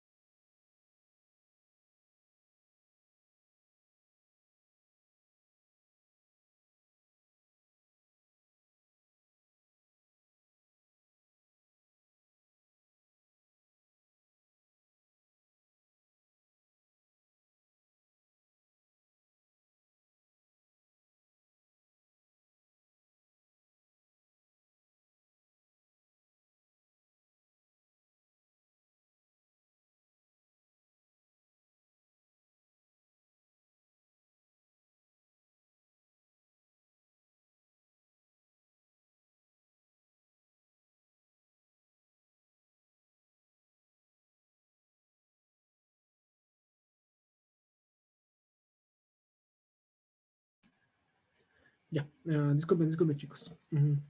Continuamos. El transporte primario es aquel que va directamente, va a gastar el ATP, va a escindir el ATP para poder realizar su transporte. Digo directamente porque el transporte secundario va a usar la energía que ha generado el transporte primario. Entonces, en el transporte secundario no se gasta energía del ATP directamente, pero en el transporte primario sí. Para el transporte primario sí o sí es necesario la escisión del ATP a partir de, del, de la bomba, de la proteína encargada del transporte primario, del transporte activo primario. Las proteínas encargadas del transporte activo primario, se le denominan bombas, ¿sí? Por ejemplo, acá tenemos un ejemplo, el de la bomba de sodio y potasio. Les dije que es aquel que directamente va a escindir el ATP. Eso es lo que le diferencia del transporte secundario. Acá podemos ver la bomba de sodio y potasio, ATPasa, que de seguro se recuerdan de la secundaria o de la academia. ¿Cuál era la función? A ver si se acuerdan de la bomba de sodio y potasio.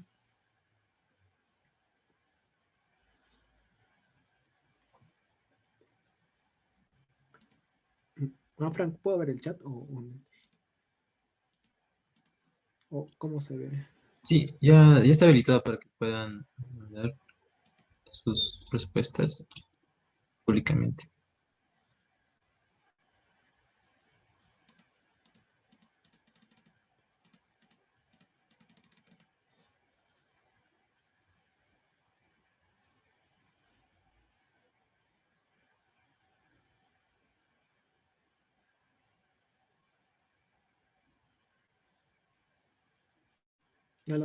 Nadie se acuerda.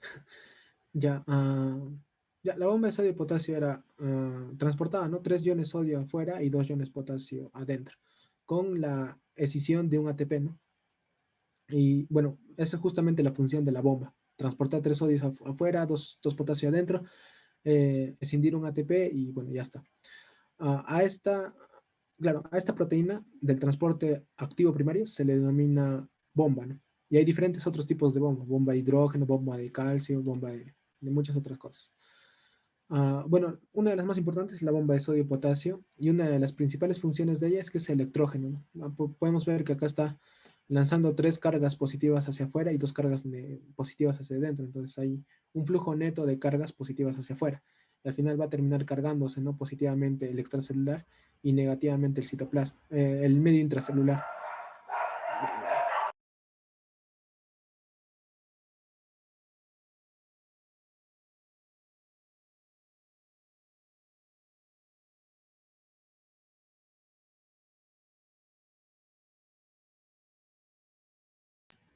Disculpen mis perritos.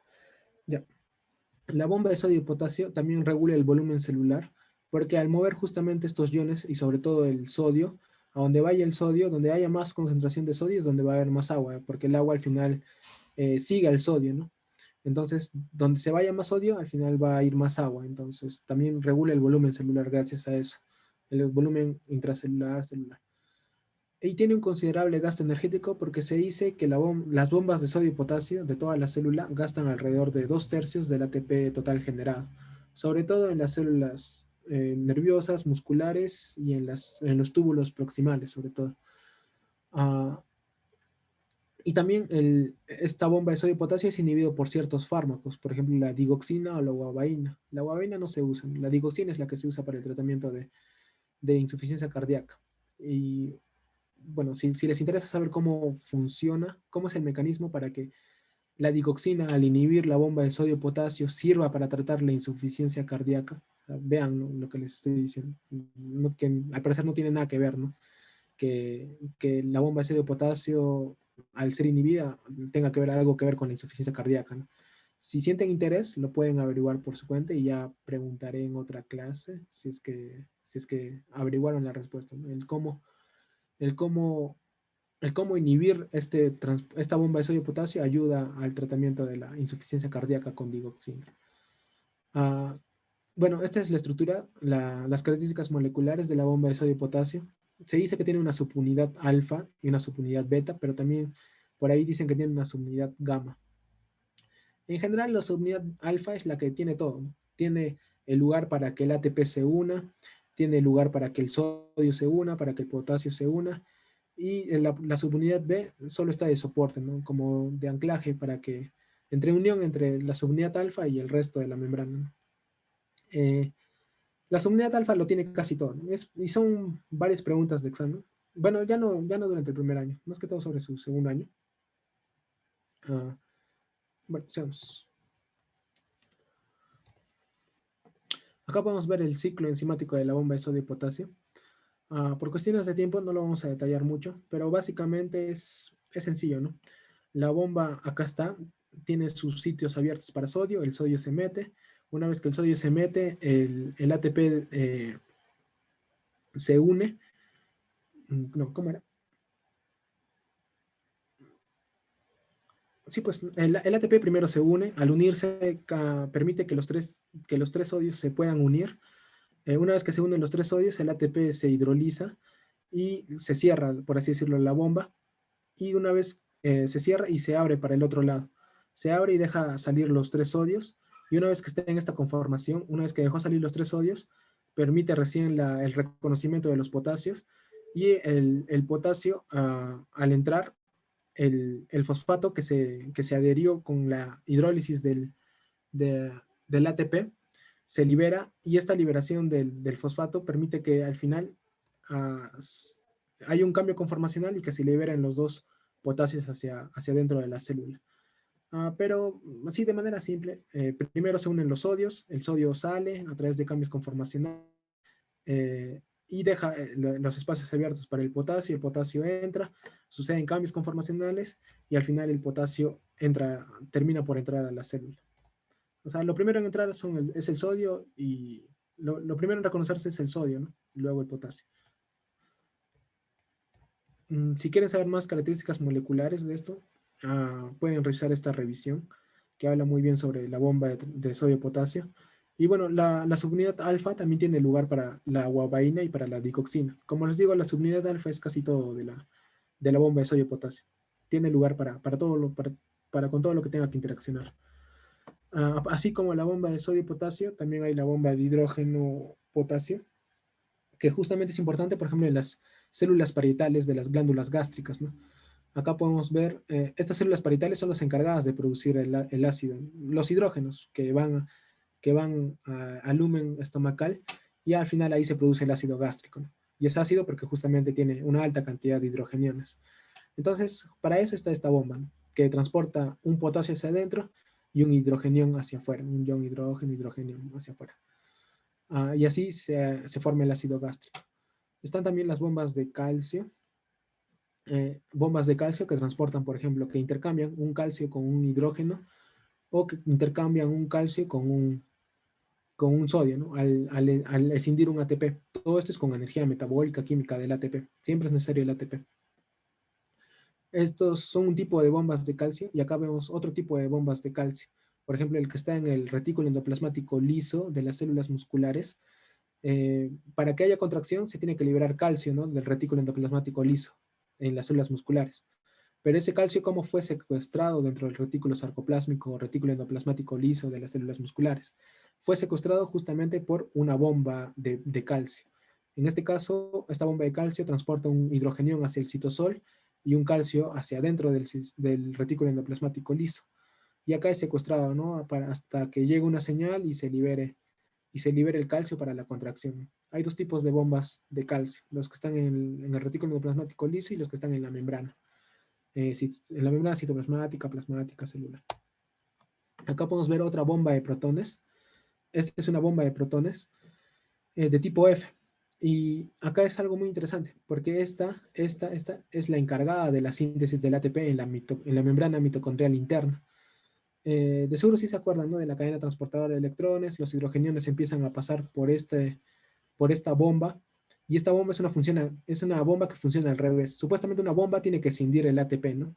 Pero esta proteína, al funcionar al revés, al permitir la entrada de hidrogeniones, al actuar como un canal, como un poro, al permitir la entrada de hidrogeniones desde desde el espacio intermembrana mitocondrial hacia la matriz mitocondrial, al pasar todos esos hidrogeniones que están concentrados en el espacio intermembrana, al pasar, como que hacen girar esta cosita y al final ayudan a que se sintetice el ATP desde el ADP y un fosfato inorgánico. O sea, en este caso actúa para la síntesis del ATP. Es una bomba que funciona al revés, porque supuestamente una bomba tiene que escindir el ATP. Pero en este caso, en nuestras mitocondrias, esta bomba está funcionando al revés. Y claro, si es que tú lo pones al contrario, es decir, que acá ya no haya hidrógenos y acá estén los hidrógenos y que pasen de este lado a este lado, va a ir en sentido contrario. Entonces, en ese momento sí actuaría como una bomba. Pero eso no sucede en nuestro organismo. En nuestro organismo, esta bomba siempre está actuando como al revés, siempre está actuando a lo inverso. Y es por eso que sintetiza ATP en vez de destruirlo, porque es una bomba que actúa al revés. Acuérdense, esto es muy, muy interesante. Esto es lo mismo que les decía. Ahora también hay otra bomba de protones de tipo V porque se encuentra en las vesículas, y es, por ejemplo, este tipo de bombas están en los lisosomas. Los lisosomas tienen un pH bajo, ¿no? Un pH ácido. ¿Cómo concentran los hidrogeniones? A través de esta bomba de protones de tipo V. Ahora vamos al transporte secundario. Un momento, por favor.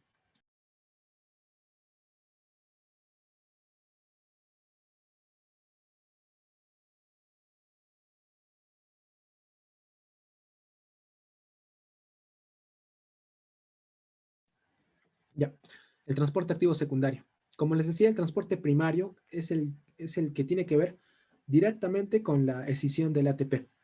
El transporte activo secundario no tiene que ver con la escisión del ATP, sino que aprovecha la energía generada por el transporte activo primario. Veamos, ¿no? Este es el transporte activo primario. Por ejemplo, imagínense que acá es la bomba sodio-potasio ATPasa. La bomba sodio-potasio ATPasa va a mandar el sodio hacia afuera, ¿no? al quemar un ATP, al romper un ATP, va a mandar el sodio hacia afuera y el potasio hacia adentro. Entonces va a haber mucho sodio afuera, mucho sodio en el medio extracelular y va a haber mucho potasio adentro. Claro, va a haber mucho potasio en el medio intracelular y va a haber poco sodio en el medio intracelular y va a haber poco potasio en el medio extracelular. Entonces, acá no notan algo extraño. Acá hay mucho sodio y acá hay poco sodio. Acá hay mucho potasio y acá hay poco potasio. ¿No notan algo que les he comentado más antes? Una gradiente química, ¿no? Una diferencia de concentraciones y también de cargas, pero más que todo de concentraciones.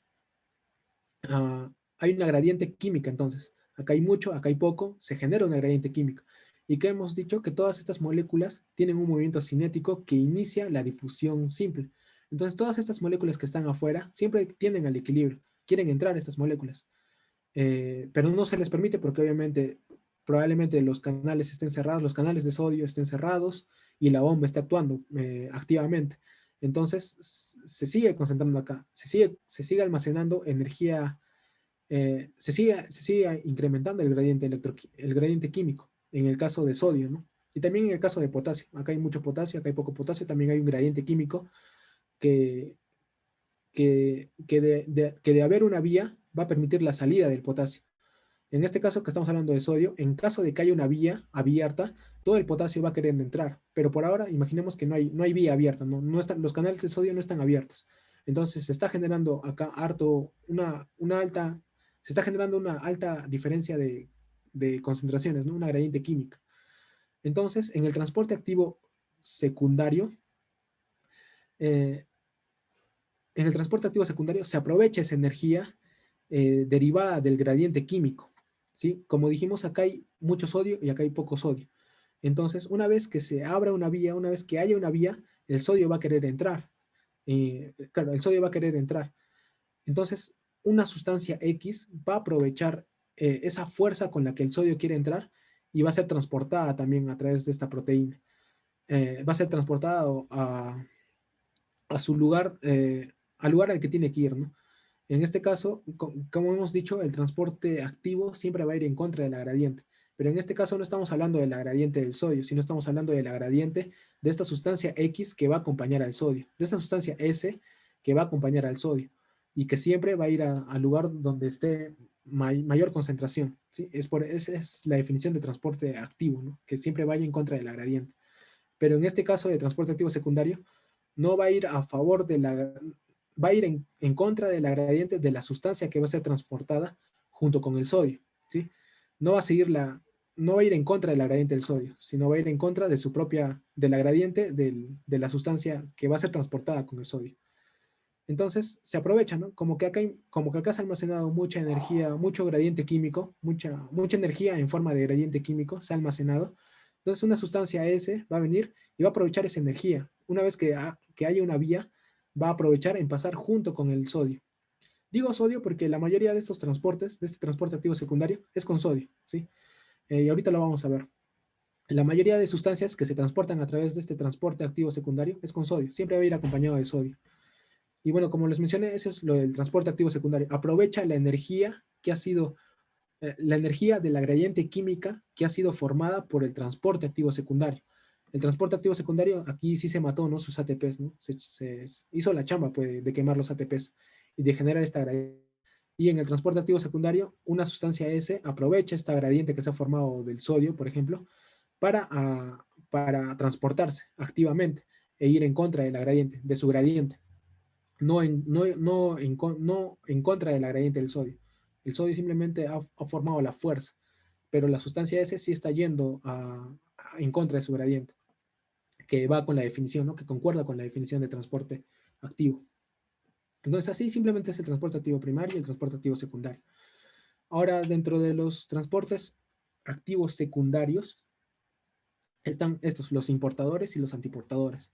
Los importadores, cuando van ambas sustancias, el sodio, he dicho, ¿no? Que el sodio es la que siempre va a acompañar a las diferentes otras sustancias, ¿no? Siempre se aprovechan del sodio, de la gradiente química del sodio. Entonces, en el importador, el sodio y la otra sustancia van a ir en la misma dirección. Y en el antiportador, el sodio y la otra sustancia van a ir en direcciones contrarias. El sodio en una dirección y la otra sustancia en la dirección contraria. Entonces así es importador-antiportador. Acá podemos ver un cotransportador de sodio-glucosa. Como les dije, el sodio siempre es el que va a acompañar al resto de sustancias. Por ejemplo, en este caso, esa sustancia S es la glucosa. Entonces, estos cotransportadores transportan sodio y glucosa al mismo tiempo, en la misma dirección. Por lo tanto, sería un simportador. Estos cotransportadores de sodio y glucosa tienen su familia, ¿no?, de proteínas que se llama CGLT. Así como los GLUT, ya es otra familia de transportadores de glucosa, CGLT. Acá podemos ver cómo es ese transporte. Acá están dos compuertas cerradas. Transportador. Se abre una, entra el sodio. ¿Cómo es esto? Claro, se abre una, entra el sodio. Una vez que reconoce el sodio, entra la glucosa. Y luego salen juntitos también. Al final es sodio, glucosa, van juntos al final siempre. El sodio con alguna otra sustancia, en este caso glucosa. Y recuérdense, ¿no?, que se llama CGLT y no GLUT. GLUT y CGLT son diferentes, son completamente diferentes. GLUT, que es difusión facilitada, y CGLT, que es transporte activo secundario, de tipo simportador. Acá podemos ver toda la familia de los CGLT, CGLT1, CGLT2, SMIT1, CGLT3, MIS. Y acá están todo lo que transportan. Generalmente es glucosa y el sodio, ¿no? Glucosa y sodio. Y acá está la distribución los tejidos en los que se encuentran. Algo importante es, por ejemplo, los CGLT2, que se encuentran en los túbulos proximales.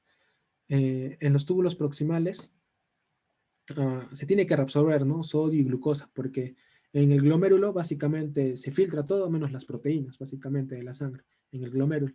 Y al final todo lo que ha sido filtrado y que es importante para el cuerpo se tiene que reabsorber a nivel de los túbulos. Entonces, glucosa, sodio, todo eso es importante, se tienen que reabsorber. Entonces, a nivel de los túbulos proximales están estos CGLT2. CGLT2 y CGLT1 ambos están en los túbulos proximales. Y son el medio de transporte para reabsorber glucosa y sodio. Y justamente eso es importante porque, por ejemplo, en la diabetes hay unos fármacos que se llaman inhibidores de CGLT2, inhibidores de estas proteínas, de estas proteínas. Entonces, al inhibir estos CGLT2, ya no se va a poder reabsorber la glucosa. Y obviamente tampoco el sodio, pero el sodio tiene otras vías de absorción más adelante, entonces por el sodio no hay mucho problema. En cambio, la glucosa, la mayoría de glucosa se absorbe en el túbulo proximal. Entonces, al inhibir la reabsorción a nivel del túbulo proximal de glucosa, al final vas a disminuir también los niveles de glucosa en la sangre, porque la glucosa en la sangre ha sido filtrada y no se está reabsorbiendo a nivel de los túbulos. Entonces, al final se viene en la orina toda esa glucosa y disminuyes los niveles de glucosa en la sangre. Por eso es un tratamiento para la diabetes. En cambio, el sodio, tú dirás, no, entonces el sodio también se va a ir, ¿no? Pero el sodio tiene otras vías de reabsorción más adelante, más potentes todavía, de reabsorción, más potentes vías de reabsorción de sodio más adelante. Por ejemplo, en la asa ascendente gruesa, claro, en la porción gruesa ascendente del asa DL, ¿no? Ahí tiene otra vía potente de absorción de sodio. Entonces sirve como tratamiento para y se usa de hecho, ¿no? Pero lo que más se usa para la diabetes obviamente es insulina, metformina. Pero es algo novedoso, ¿no? CGLT2, CGLT1, inhibir esto para tratar la diabetes mellitus tipo 2.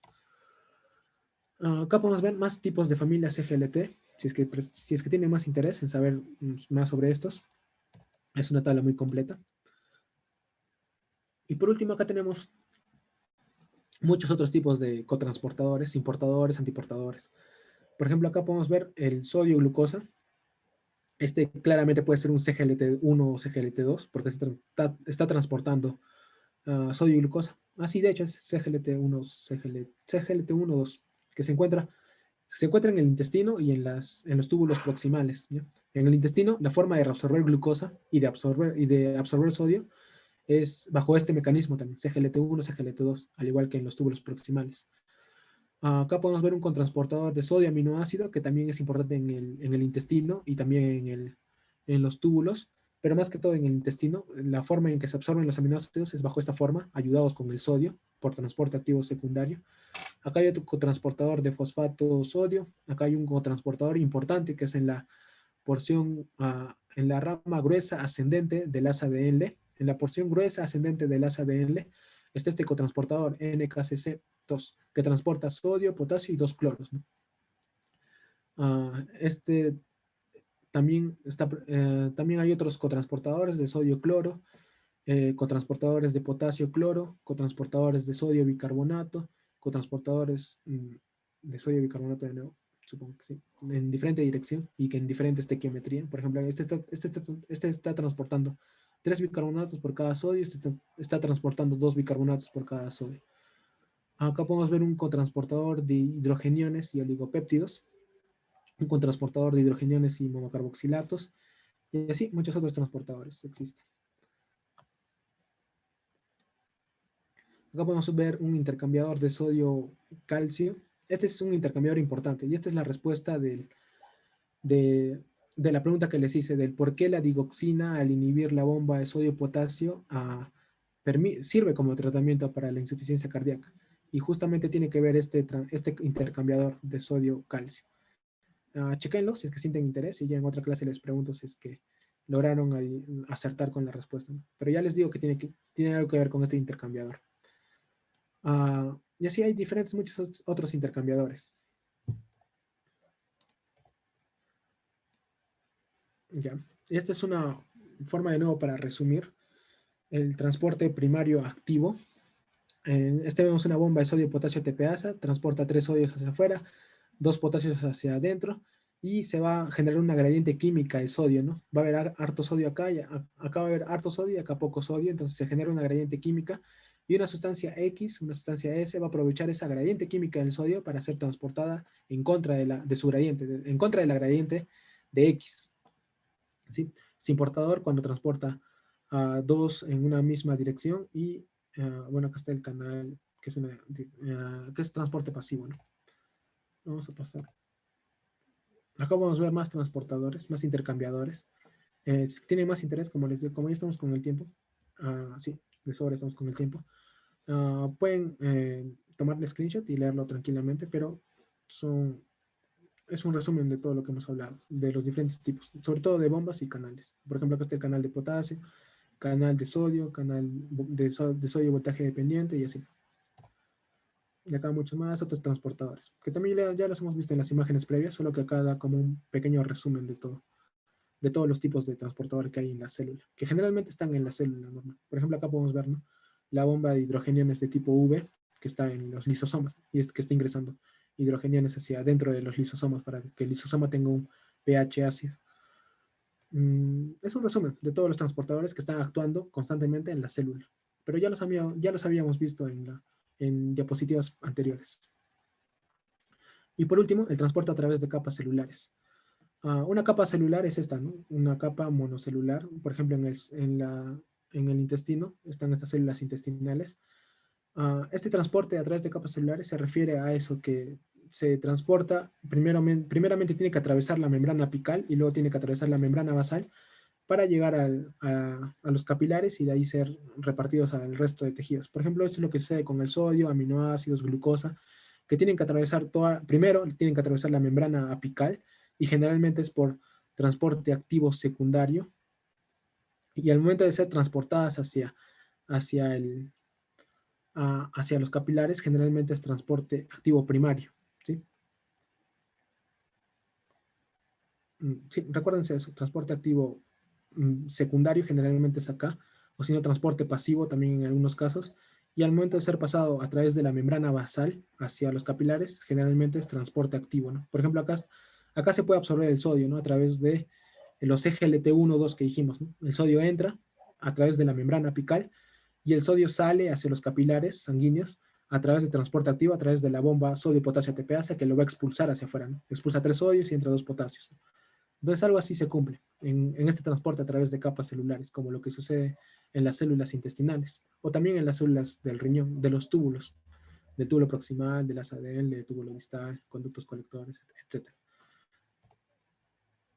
Como les mencionaba, la absorción de monosacáridos se da a través de este transporte activo secundario, a través de CGLT1, CGLT2, el GLUT5 que transporta fructosa, no se olviden de eso. Y acá está la bomba de sodio-potasio TPasa en la membrana basal de la célula intestinal, que está transportando el sodio que ingresa a través de este mecanismo de transporte activo secundario, ¿no? A través del CGLT1. Acá podemos ver también el CGLT2, CGLT1 a nivel de los túbulos proximales, que justamente es la base del tratamiento con inhibidores de CGLT2 en la diabetes. Y por último, a modo de un repaso final, recordemos, ¿no?, que la difusión simple puede ser a través de la membrana, puede ser directamente a través de la bicapa lipídica, ¿no? Pero en caso de que no se pueda hacer por la bicapa lipídica, puede darse a través de canales y puede darse a través de poros.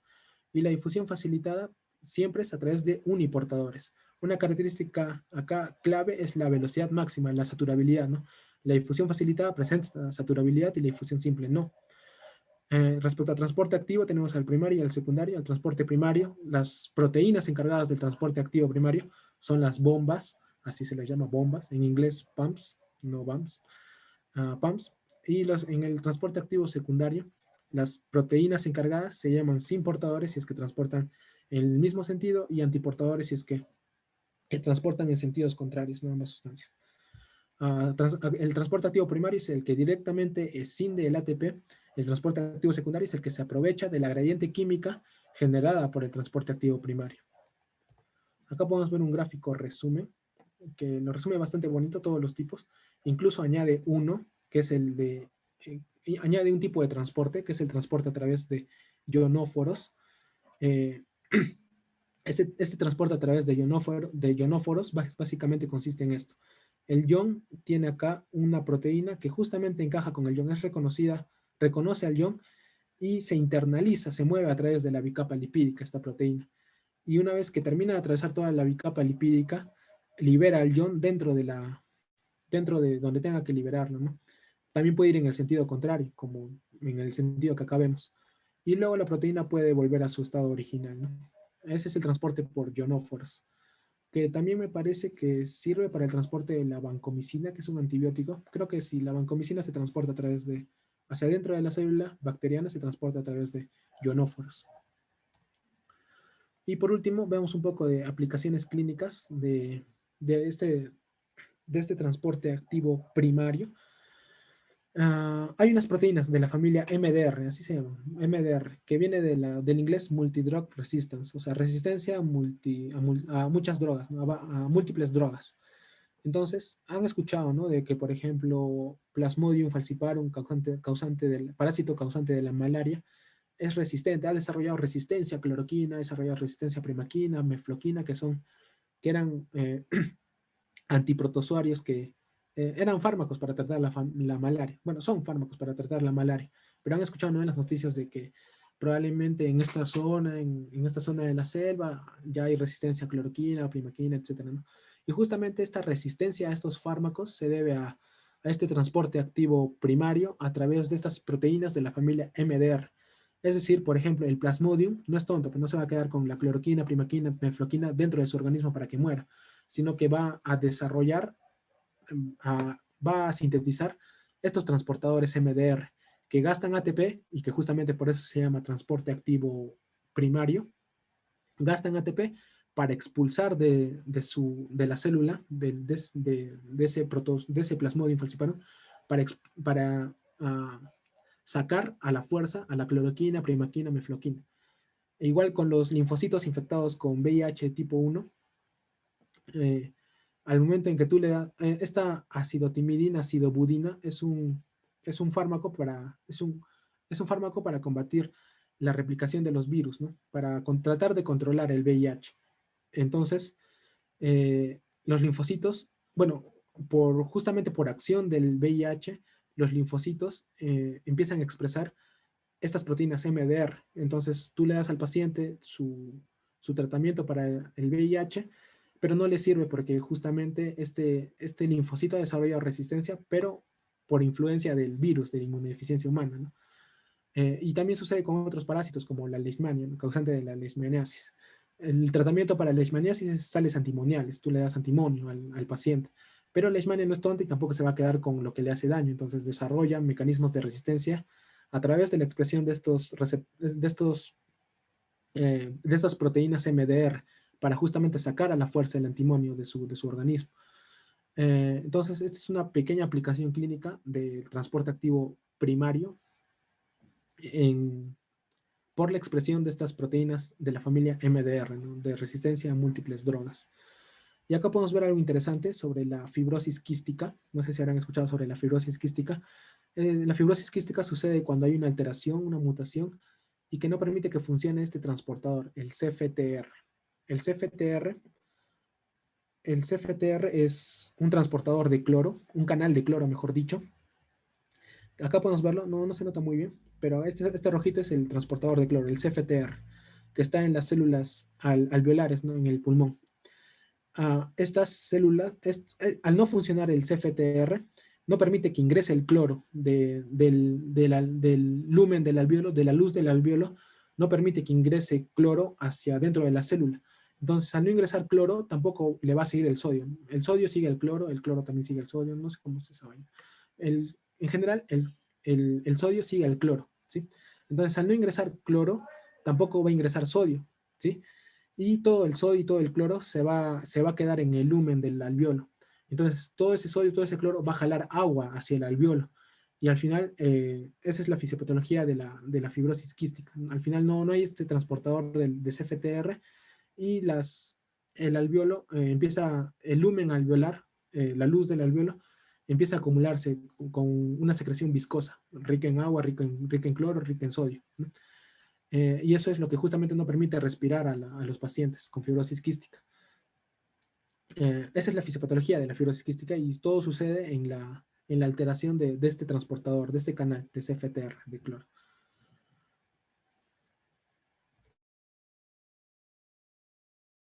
En este mecanismo de MDR, ¿no? También expresan proteínas MDR, solo que en las células tumorales se llaman glicoproteínas P.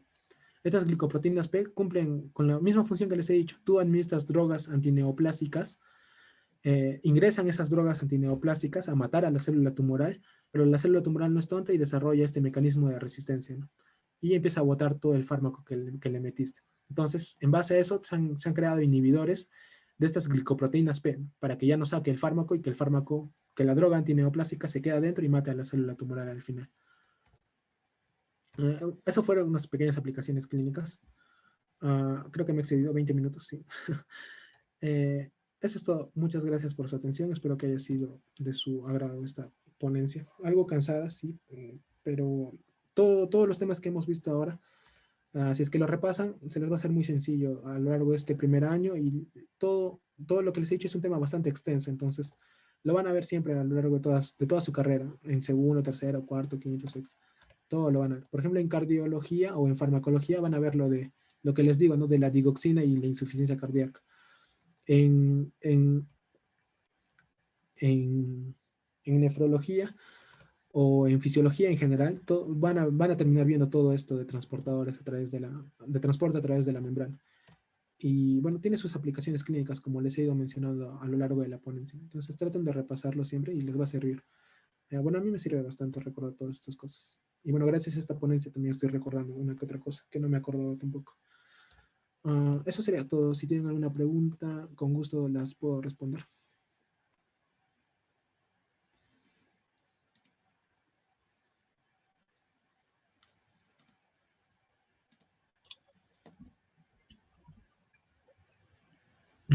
Sí, muchas gracias, Carlos, por tu ponencia. Esperamos un momento para si los chicos tienen alguna duda, alguna pregunta que quieran hacer y bueno, unos minutos Sí, para sí, eso. normal, no.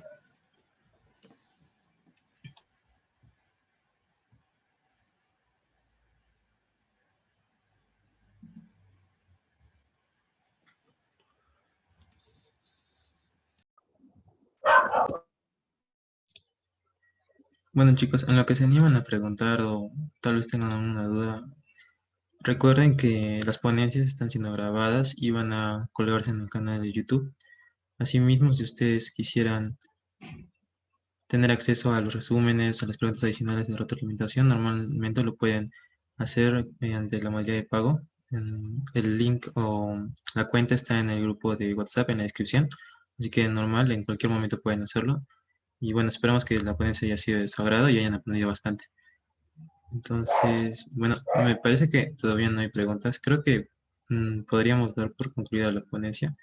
no sin antes agradecerte, Carlos, siempre en tu disposición por el tiempo y también tu magnífica ponencia. Creo que de verdad ha sido bastante ayuda por los chicos y bueno, espero que así sean las futuras ponencias hasta el fin del curso. Entonces, nuevamente muchas gracias, Carlos, y bueno, no sé si tengas algunas últimas palabras. Mm, no, solo que traten de repasar el resumen que les pasé y bueno, ese va a ser el único resumen que va a ser libre para todo el público y ya los demás sí serán, a partir del viernes, supongo que ya se les estarán dando acceso a los que hayan pagado por los beneficios adicionales. Y nada más, gracias por su atención. Bien, muchas gracias. Entonces, chicos, todavía no se retiren de la reunión. Vamos a pasar el post-test. Recuerden que tienen que aprobarlo para poder acceder a la certificación. Y bueno, en estos momentos estoy pasando el post-test.